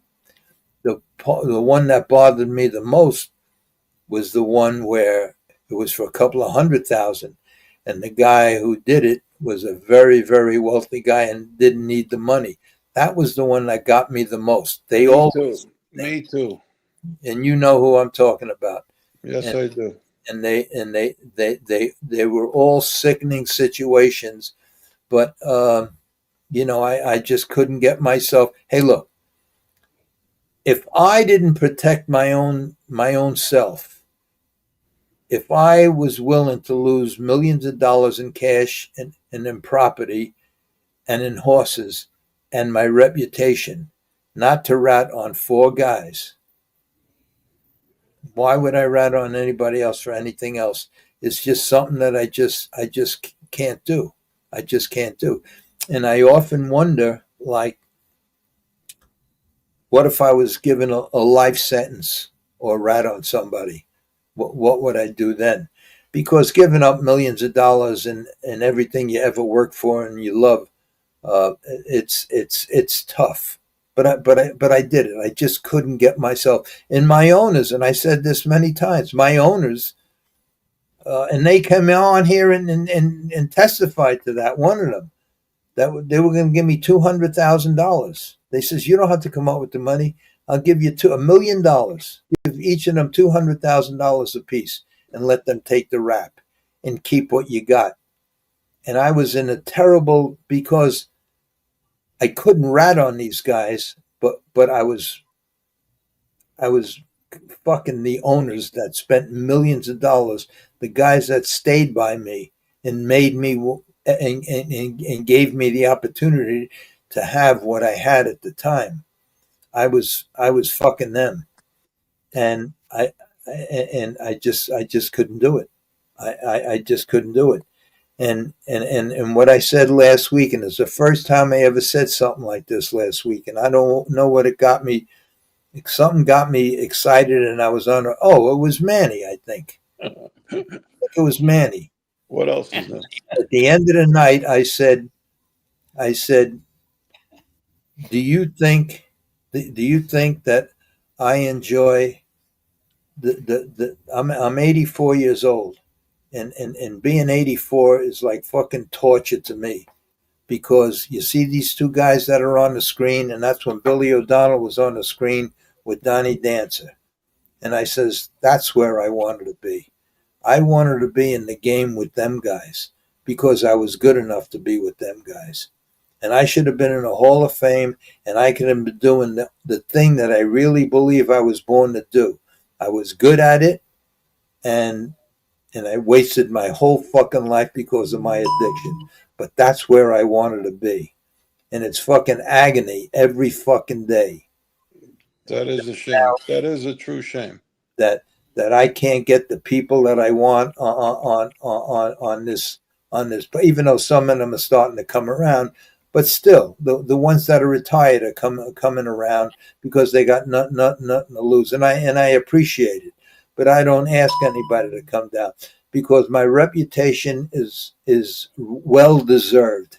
I did what I did, and I was the best at what I did, and it was good enough for them, the biggest people in Hollywood, to want to make a movie or a TV series about it. Am I proud of it? That's all I got. That's all I got. I got nothing else. It's who I am now. It's what I did. It's what I did for them years. I was given a fucking break in 1979 by Stanley Dancer. Two of the biggest names in the business gave me a break, and I took that break. And from having nothing to having 120 horses in training, having $1 million barn at Sunshine whatever the place is, Sunshine Meadows, and doing really well and involved with 7 of the wealthiest people in the country. And because of my past, as soon as Slusky died, that was the end of me. They come and got me over a bullshit thing, over a fucking $1 or $3 trifecta ticket. That's what they got me, barred for life. And the only reason for things I did when I had that addiction. And am I fucking bitter? Yeah, it's tough to be bitter, knowing that I got no more second chances. And even when I did get my license back, who the fuck's going to give me horses? First of all, the game was going downhill at that point. Second of all, 3/4 of the owners left the business. Third of all, who would want? You got horses with Larry Rolla. What are you kidding? He's been fixing races for the last 20 years. What are you, crazy? That was what was going around. So what fucking shot did I have? but I still had a good time. I still enjoyed doing what I was doing. And little by little, I was getting back on my feet, back on my feet, back on my feet. And people were starting to give me second chances until they pulled that bullshit in 1984. And that's it. And that's why sometimes I get fucking nasty and sometimes I get bitter, because I shouldn't be in the position that I've been in for the last 40 years. I shouldn't be in this position. And the only fucking thing I got going for me is the fucking book about what I did wrong in life. And you got a lot of friends, though. A lot well, of people like you. Okay, let's go. Jack, Joseph, Larry, I was impressed how you rehabbed horses like Chester Direct and Wildwood Jeb, made them healthy, happy, and the best they could be. How do you know that? How do you know about Chester Direct? I don't know Chester Direct. I don't even think I ever mentioned Chester Direct. But I guess he knows Chester Direct. Chester Direct. You never mentioned that horse. No, Chester Direct. He was I forgot. You know, there was a horse here. I wrote something down here. There was a guy. I was in Florida once, and I'll tell you, I'm going to mention the guy's name too, because everybody says he was such a nice guy, but he's dead. And if he wasn't a scumbag, I wouldn't mention his name. But he wasn't a nice guy. But everybody thought he was a nice guy. He was just a phony fuck. And he comes to me one day. Who is he? George the Greek. George Bartolos. George Bartolos. He was Mike Gagliardi's one of his best friends. I don't know if you knew him or not. And he come to me one day. I was in Florida. And he says to me, but he was one of these guys that he'd patronize you. Typical bullshit. Patronize you. You're the greatest. You're really a good guy and everybody. And then talk about everybody else like you're the greatest and you're the only one. Yeah, just bullshit. All that patronizing shit.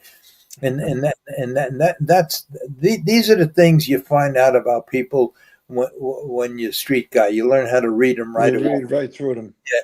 And I knew it right away. But anyway, he says, Larry, you going to Pompano this year? I says, yeah.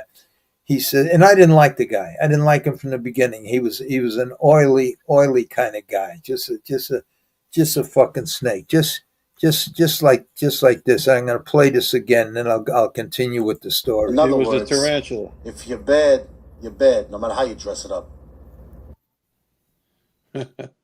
Listen. Big Joe here. Bonanno Manonna used to say, "O serpente che ha cravatta sempre un serpente," which basically means a snake with a tie is still a snake. Okay.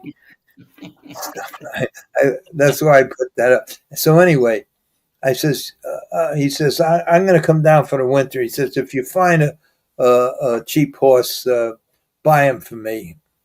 So I says, all right, I will. So I happen to be in the barn. See, I wrote this down. Weeks ago, and I always keep it here. See, I wrote it down. I wrote down Mill Song and Sam O'Neill. So I was stable at Pompano Park, and in the same barn as me is Sam O'Neill. He was a trainer, one of them Southern guys, and he invented a new type of feed, horse feed, called, I almost had the name of it too. And this one particular horse, he was stable right next to my horse. Sam's stable started right after that horse, but that was the horse, his last horse, but it was right next to mine. And he had the horse wouldn't eat the feed, and I said, Sam, he's not eating, because we used to throw the feed in for him at night so he wouldn't have to come back. I said, Sam, the horse not eating the feed. He says, just throw it, he'll eat it. And after about a week, all the straw was gone in the stall. He left them on dirt, no more hay, no more nothing. And the fucking horse, after 2-3 weeks, I said, Sam, the horse ain't eating. He says, fuck it, let him die. I said, Sam, sell me the horse. Sell me the horse. And he sold me the horse. So I call up George. I says, George, there's a horse down here. He wants $5,000 for him. If you don't want him, I'm going to buy him. But if you want him, send me the money and I'll buy him for you. His name is Millsong. Millsong. So he bought him. So the first thing I did for the first month was just feed him, worm him, feed him, worm him, feed him. And here he come. He started coming around, coming around, coming around. Had a couple of lameness problems. We fixed all of that and everything else. Make a long story short, after 2 months, I qualify him. And I called George up. I says, George, fly down here. This horse is in the go and he won't lose. And bring a lot of money. I'm going to put him in on the weekend. Bring a lot of money. Bring money with you to bet on him. So he comes in the paddock. How was he? He's good. Bet on him. All right. And make a bet for me. You got enough money to bet for me? I want to bet 500-600 on him. Yeah. I got him. I says, now don't crucify the price because he's going to be like 10-1. He's going to be, I'm trying to get 4 or 5-1. Yeah. Okay. So the race goes off. I win. He goes off at 6-1. And I go back to the barn after the race, and he comes back to the barn. He says, "Good job." He says, "Larry, I hate to tell you this, but I got shut out." So I says, "Well, you got shut out. But the horse raced good. He's a good horse." I says, "I'm going to race him up next week," and he leaves. And who comes back to the barn after that? My brother. And I says, "Did you bet on him?" And he says, "Yeah." I says, George got shut out. He says, got shut out. He was on the line next to me, and he got in before me. And that's the kind of guy you got. Unbelievable. That's it. And you go through that in your whole fucking life. Now, what are you supposed to do with this guy? And so after that, I would have cracked him. Well, it's my thing is it's okay to be in a room with a snake as long as he's a snake. And from that time, I was nice to him, polite to him, but he never got the time of day from me. I never lied to him, but I never told him nothing. All as I don't know, I can't help you. I don't know. I'm not sure. And that was it. But he got the. I was driving a horse. I had the 8-hole at Yonkers Raceway, and this owner had a horse from the rail. He won 6 in a row. He had Walter Case driving him. And he comes up to me and he says, Joe, do you think you could be second here? And I says, no, but I think you could be second. And he looked at me. He said, Joe, I got Walter Case. I'm 3-5. Do you think you could be second? I said, no, I think I can win the race. He said, are you serious? I said, I'm going to beat you. I got the 8-hell, leave out of there. I get the lead. Case come back. He retake. I end up winning easy. He said before the race to me, if you really believe that you could win, I'll box a $200 exacta, and we'll go partners. And it came back like $80-something. I think I paid $25 or something, and the favorite finished second. He came to me, and he said, Joe, I should have listened to you, but I bet it all one way. He says, I didn't bet it, like you said. I said, listen, you told me what you were going to do, and I trusted you, and I gave you a good, solid horse. You asked me for horses all the time, and I always was honest with you. And I says to him, when you gamble, you don't do things like that. If you say you're in, and you expect it. So I said, listen, just do me a favor and just stay away from me. Don't come near my locker. Don't talk to me. Just stay away from me. Okay? He never bothered me. 2 years later, I'm doing really well. And a kid comes up to me and he says to me, listen, Joe, I know you don't talk to this guy, but he wants to give you $100,000 to buy some horses. This is at Yonkers Raceway. And I says, I want nothing to do with him. Tell him to stick the 100 up where it don't shine. And he says to me, why? What, are you kidding? I says, because I go back with him a long time. And he screwed me once. He's not going to screw me again. So he went back to the guy. And the guy came. He owed me what I say it paid? $81. We had a 200, so like $4,000 I would have got back. He came with $10,000 cash the next day, the kid. He says, here's your money with interest. Now, please at least meet him for lunch. And I did, because he brought me the money. I met him in a diner, and he says, I want to invest $100,000. He said, would you please take me on as owner? And I said, yes. And we shook hands. He paid me the money. And it was over with. And we ended up having like 30 horses. I trained about 30 horses from him. And we did very well. And he turned out to be a very good owner. And but why he did that, I don't know. But it all worked out. So sometimes it goes the other way. PM says, Larry, my friend, used to be in the paddock every night at Yonkers, and he said a lot of horses look like zombies, maybe epigen. He said there, but not there. I don't know what that means. Larry, my friend.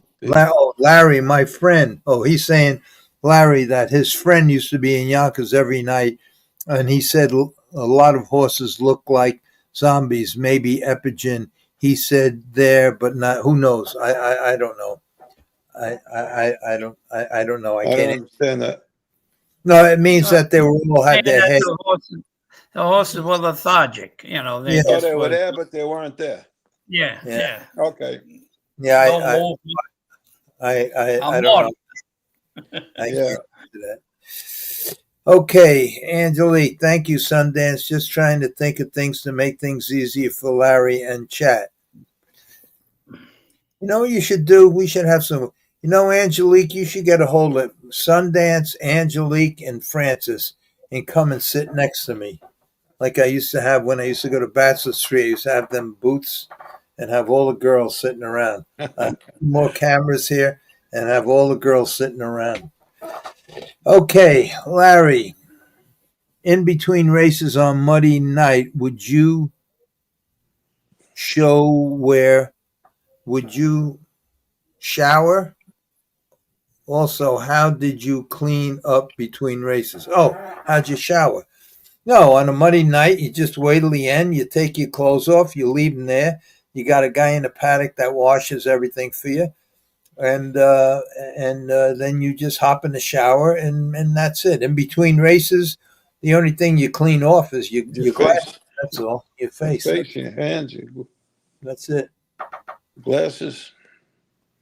I guess in harness racing, you don't have no, you don't. You don't have it. You're on your own. No valets.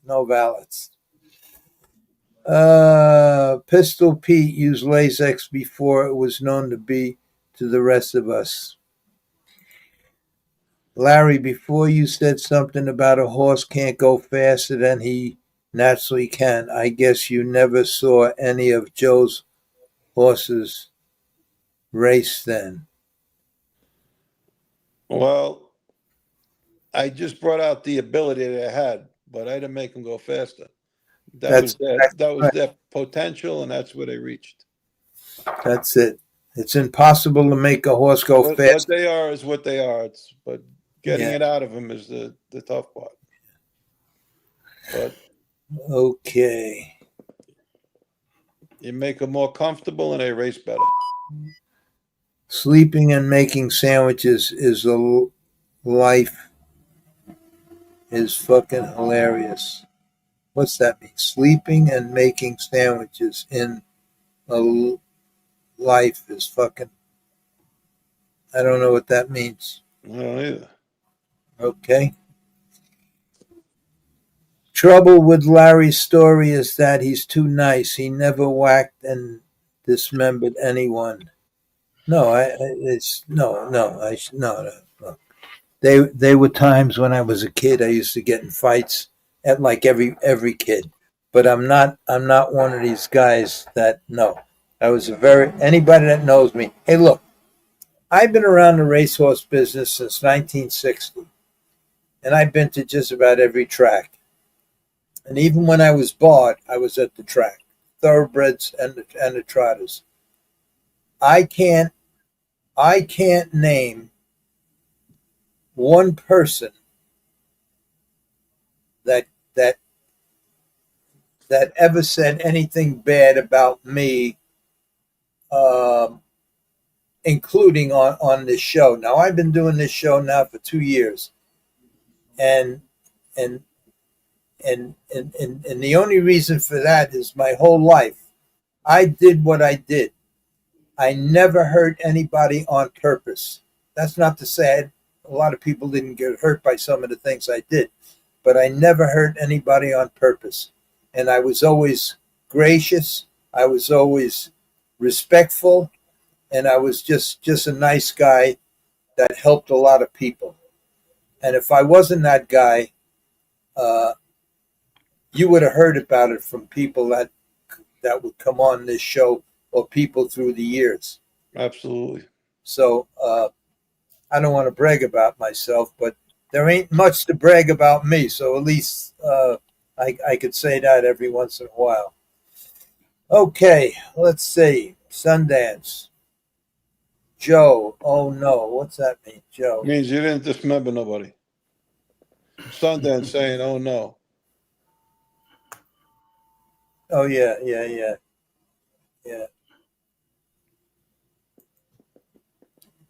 Jeffrey B. So do all three of you guys feel the same way, not to rat on another trainer or owner or jockey? That's tough because that's just me, and I don't know how to answer that because I don't I up until now I didn't, but I feel I can't even watch commercials anymore about dogs or horses being mistreated. I just can't watch it. I have to turn the channel. And don't forget, I've been out of the horse business now for 30, 40 years. If I was in the horse business now and I saw somebody really abusing the horse, I would physically try to stop them. Exactly.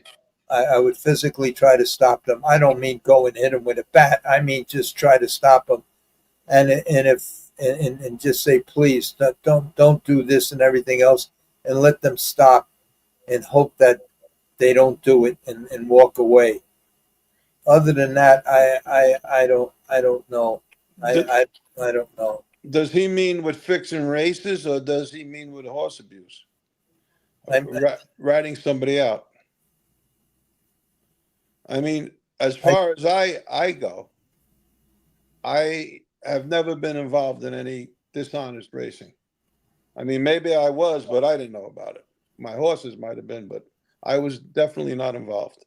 That's one thing I never did, and I just wouldn't do it. And I was in desperate situations, but I just didn't want to do it. If it was somebody abusing a horse, I would handle it myself, and I've done it many times. I put a lot of guys against the wall in the paddock if I see them hit a horse or, do something mean to a horse because the horse they think didn't race good or something. And that's one thing I didn't stand for. That there was a time, I remember this, I may get the names wrong, but Freddie Hudson would know. There was a guy, I think it happened to all Billy Meyer's horses. Some groom come and cut every one of his horses' throats. What? With a straight razor. Yep, at Yonkers Raceway or Roosevelt. Just come and slice every one of their horses' throats. I never heard of that. Yeah. Yeah. That happened. Did you hear about anything about that, Eddie? No. Yeah, that happened at Yonkers or Roosevelt. That had to be like in 1950. Oh yeah, it was when I was in the game. When I was in the game, it was in the 60s, I think. How many horses? Maybe 10 horses.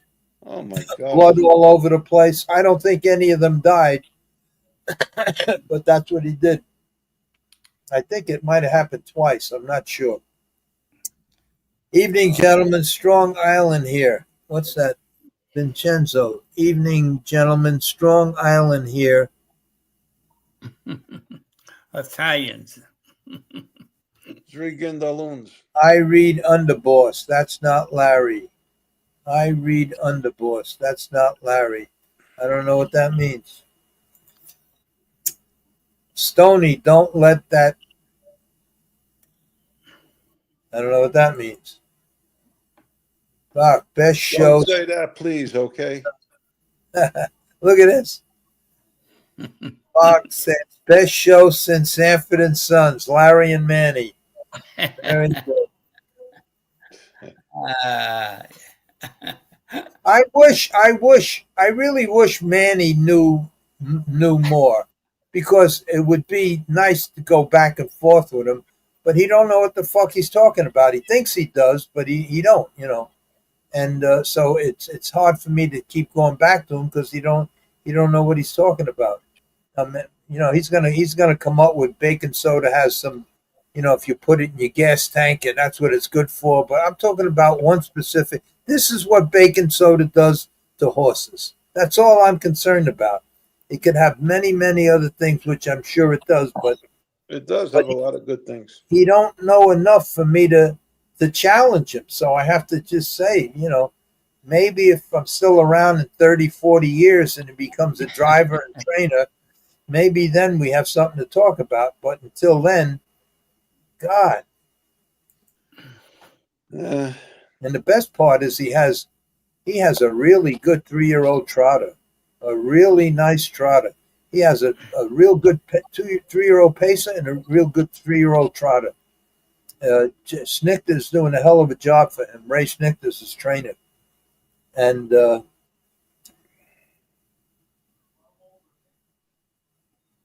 okay. Tell Manny to lose 80 pounds and ride Sierra Leone. You'll give him instructions. Oh, Jesus. No. There we go. Double bang you just got, Larry. Next. Hey, Stony Tony. Hey, you're missing somebody on the show. Eric. Yeah, that's right. Eric, this might be the first show he ever missed. I think he was on real early. And even Arthur. Yeah, Arthur and yeah. Okay, Vincenzo, if you can't do time, then don't do the crime. If you ain't from the bill, if you ain't from and built from the streets, then you don't have the business being in the family. Keep your mouth shut and be about your business. Period. That's good advice, I think.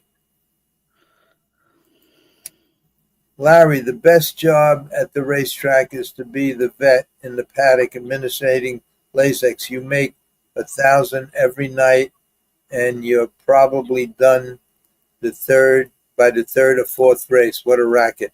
That's I don't know what they get. I think they probably get $30 for the Lasix, and if it's only one vet, he probably does about 80 horses a night. So 80 times 30 is 80. 240. Yeah. Plus, he gets paid from the racetrack to be there. Yeah. Vincenzo, you are the maker of your own destiny. You make life hard or easy. You live by code. You die by code. Yeah. Okay, Joseph. Chester Direct is in the book. The horse got Larry barred from Yonkers. Oh, so that must have been the horse that I fell in love with. Yeah, Chester Direct. I think that might be the horse I claimed from Anthony Abatello for $2,500, and I won 3 or 4 in a row with him. Kept raising him up, and when I got to Yonkers, I asked the race secretary to put him in a condition race, and you're right. That's the horse I got in trouble with, and I got barred from Yonkers. Chester Direct. Yeah.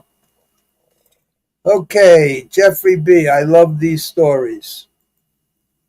The sad part is and I told Manny this morning, the real good stories I can't tell. The real good ones I can't tell. The ones that would be very, very entertaining, I can't tell. Yeah, there's a couple I can't tell either. I could tell the ones that happened in Belmont and Aqueduct because it was all in the newspapers, and all come out in the trial, but I can't tell about the harness racing ones. But the good ones are very, very. They'd be captivating. I could between me and Jimmy, between me and Jay Black or whatever he calls himself here, we could tell a story a day that would last about 40 minutes. Jesse Black, and blow your mind away. They could make movies just out of what we got to say, but we can't. We won't. We could, but we won't. How did Eddie's horse do the other day besides good show? Again, thanks, guys. How'd your horse do the other day? You finished, well, Fifth. Sunday, you the mean? fifth. Sunday. The Fifth. you got to let me know when that 2-year-old is racing. Let me ask you a question. I asked you this, but I forgot your answer. He finished second. It's a filly? Yes. She finished second on the grass, flying. Yes. Why are you putting them on the dirt? And you told me this, and there was a good reason, but I forgot. Well, the first time I raced her was on the dirt. That's the first time because she breezed 47s and she breezed good and she looked like she had some ability on the dirt. And I put them in a 6 furlong. And I found out she, it's trial and error. You know the game. So I tried her at 6 furlongs. She didn't have the gate speed that I thought she had, and she's not a sprinter. So then I looked at her background, and Rosario told me, Eddie, why don't we go long with her? So I says, yep, that seems like, because she did pick up ground in the stretch. And then I looked at her background, and her mother was turf and dirt. And the father of the mother was turf. He ran in the couple of turf stake races, and he won the Vogsboro. He won a lot of stake races. And so I said, let me try her on the turf. And she took to the turf, and she ran big. So. Good. Okay.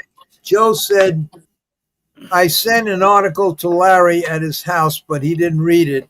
It was from the Harness Horse Museum that said Ted Wing did lose his eye as a kid.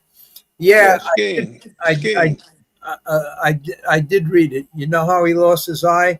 And this comes from a guy who Ted Wing told. And he called me to tell me Ted Wing lost his eye as a kid riding a bicycle in a bicycle accident. No, that's not. It was a skiing accident. Well, this guy says Ted Wing told him himself he was riding a bike, and the handlebar at the edge ripped his eye out. That's what he said. So who knows? I guess we'll never know. We'll never know now. Ted Sundance brought a picture of me and Ted Wing together. I have it. I have it here. Okay, Eddie, are you looking, Eddie? Are you looking? Do you have Eddie? Are you looking? Do you have? What the fuck's that mean? Eddie, are you looking, Eddie? Are you looking? I don't know what that means. Eddie, do you ever see a certain jockey and say, oh no, that this fucking guy?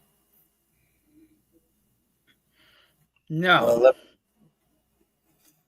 Okay. Howard Lieberman, good night, boys. This was wonderful because all my pains go away, at least for a couple of hours. Appreciate you guys. I'll keep you posted on what's happening. Okay, Howard. Good luck to you. David Arthur, the stories are fabulous. I wish. Oh, he is on, Arthur. Okay. All right. I wish you men could tell them all. It would be interesting if we could. I think the Ortiz boys play fucking games and think the Davis kids are really good jockeys. Larry, sorry, Larry, was asking Eddie, does he have owners who want to claim more horses now? And would you like to have more horses, or are you good with what you have? That's for you, Eddie.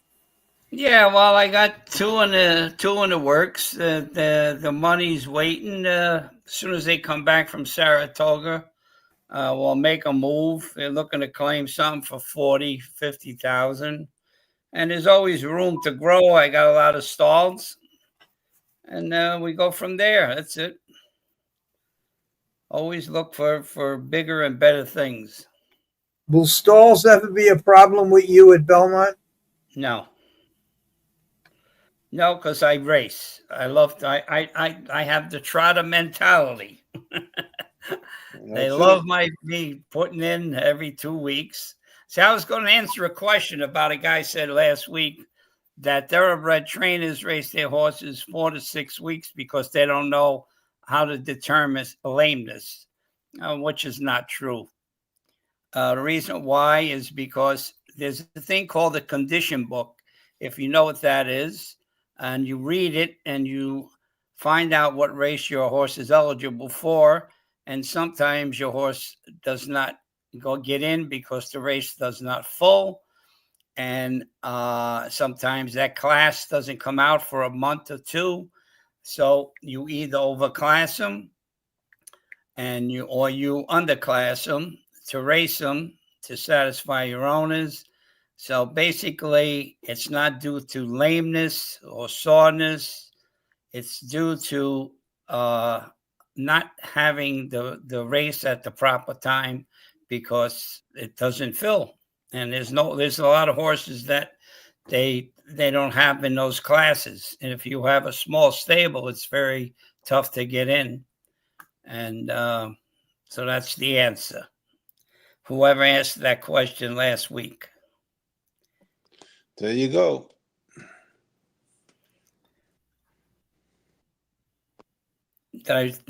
You awake, La? Oh, fall asleep there. I was just reading something. Somebody texted me that Ted Wing got hit by a bird while riding a bike. A lot of stories. Birds. Yeah. Well, he was on Wheel of Fortune looking for an eye. So look, what's the difference? I don't know. I guarantee O'Donnell knows. I gotta ask Billy. When I was a kid, Gene Luke gave me a whip. I think I still have it. John Luke Samin. Yeah. Used to love getting whips from drivers at Yonkers. Yep. So, Larry, I wanted to go back to that harness thing that I want to run by Freddie. You think that's a possibility, what I was saying? Well, go ahead and say it. Huh? That Go ahead. When I was talking about that. Well, explain it. Explain it. Everything they're talking about, I don't think is going to work, even though I hope it does, because Freddie's involved and he's working hard on it with 2 or 3 other guys. And I hope it works. But what you said makes sense, so say it. Yeah, the hardest game is because a lot of people are not coming because there's no, how would you say, I can't even think of the word now. There's no draw. I mean, it's the same horses every week, same class, same distance. Now, I don't know. It's boring. It's boring. There's no excitement. There's no. Remember years ago they used to have. They used to have the dash for the cash. They had 3/4 mile, mile and a 16th. They had all those different. They don't even have the claiming series no more. Yeah, that used to be good. Yeah, they don't have no incentive to do anything to make the game better. It's the same. It's like I said, you go to a restaurant and it says today's specials, ham and cheese. You go back the next day, today's special, ham and cheese. It's the same thing every night, every day. There's no steak races. They're only in the summertime. There's it's dull. It's no excitement. There's no draw. That's where they get the saying, same shit, different day.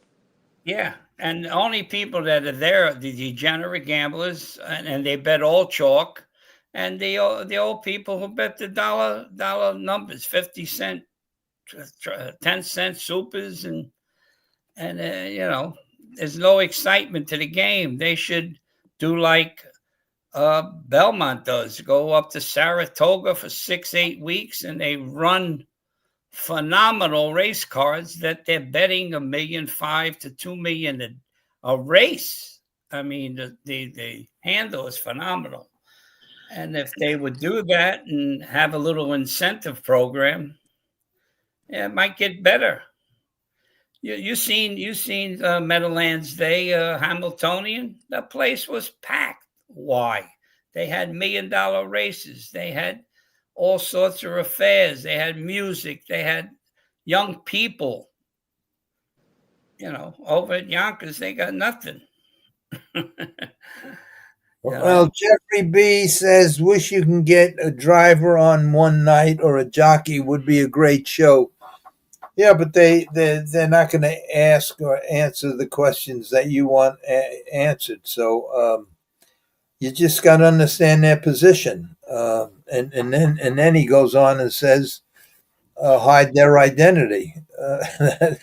There's nobody going to do that neither, because what the stories that he tells, everybody that he talks about is going to know it's him. So that's what I try to tell Manny too, that, everybody knows everybody. Everybody on this, even except for 2 or 3 of the girls, everybody on this here thing that I know, been in the business like you guys for 40 years, 50 years, 60 years.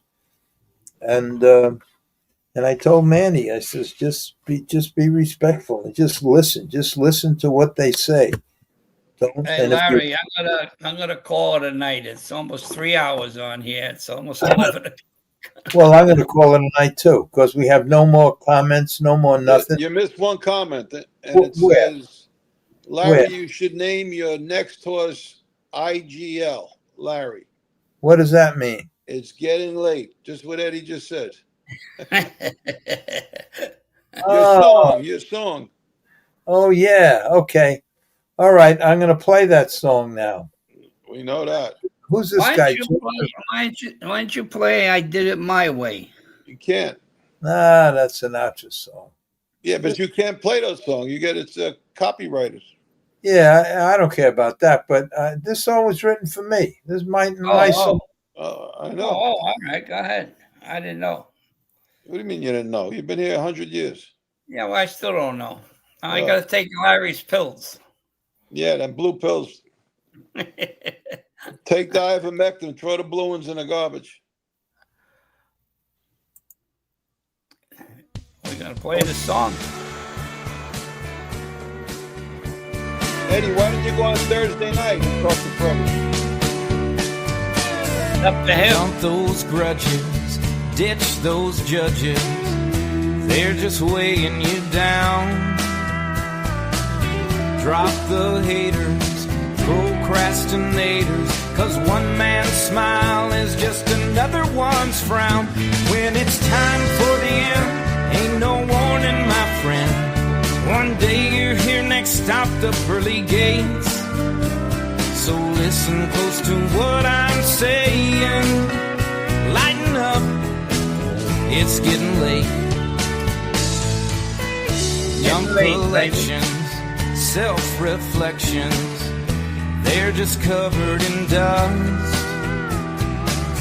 Why obsess, worry or stress? Just ask yourself, what's the fuss? When your doctor calls you on a Sunday afternoon, gonna be a blue Monday, you'll be howling at the moon. You know you never can cheat fate. Lighten up, it's getting late. Forget bling and glitter, text and Twitter. Don't need it to make my case. Say it old school, face to face. Dump the users, soul abusers, turn and walk away. Give yourself a kick in the ass, then Raise your glass, let's toast to the past and make the most of today. Keep the faith, rise above, do the things that you love. Find a reason every day to celebrate. So listen close to what I'm saying. Lighten up, it's getting late.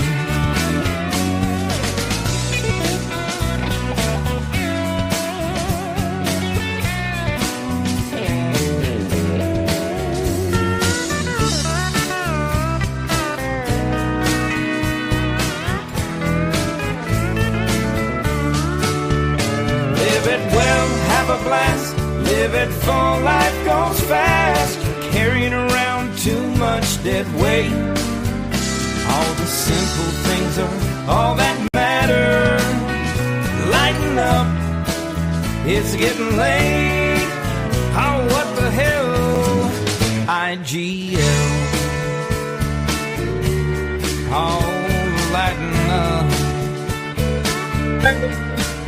It's getting late.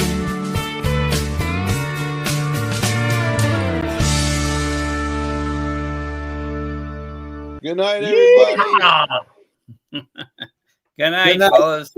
All right, we'll talk to you soon. Larry, if you want me to come on Thursday, and I'll come on if you want.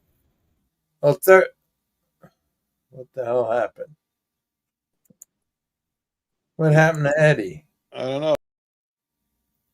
He said if I want to come on. Anyway, Joe, I'll talk to you. All right, Larry. Go ahead. My father's coming home tomorrow. Oh, good. Yeah. Is he doing good? He sounded good the other day. Yeah, he only thing they found is his carotid arteries are blocked like 90% on both sides. Yeah, but they could go. I sent everything to a top vascular surgeon yesterday, so we'll see. But otherwise, he's coming home. I heard today Frankie Valli has 24 stents put in him. Really? 24, yeah. 24 stents, Frankie Valli. He's Wow. 92 years old. Has 24 stents. Wow. But I think that's pretty routine. It's not like a big... it's not like it used to be. Yeah. Well, I wish him the best. Yeah. All right. I'll talk to you. All right, Larry. Take care of yourself. Good night, folks. Good night.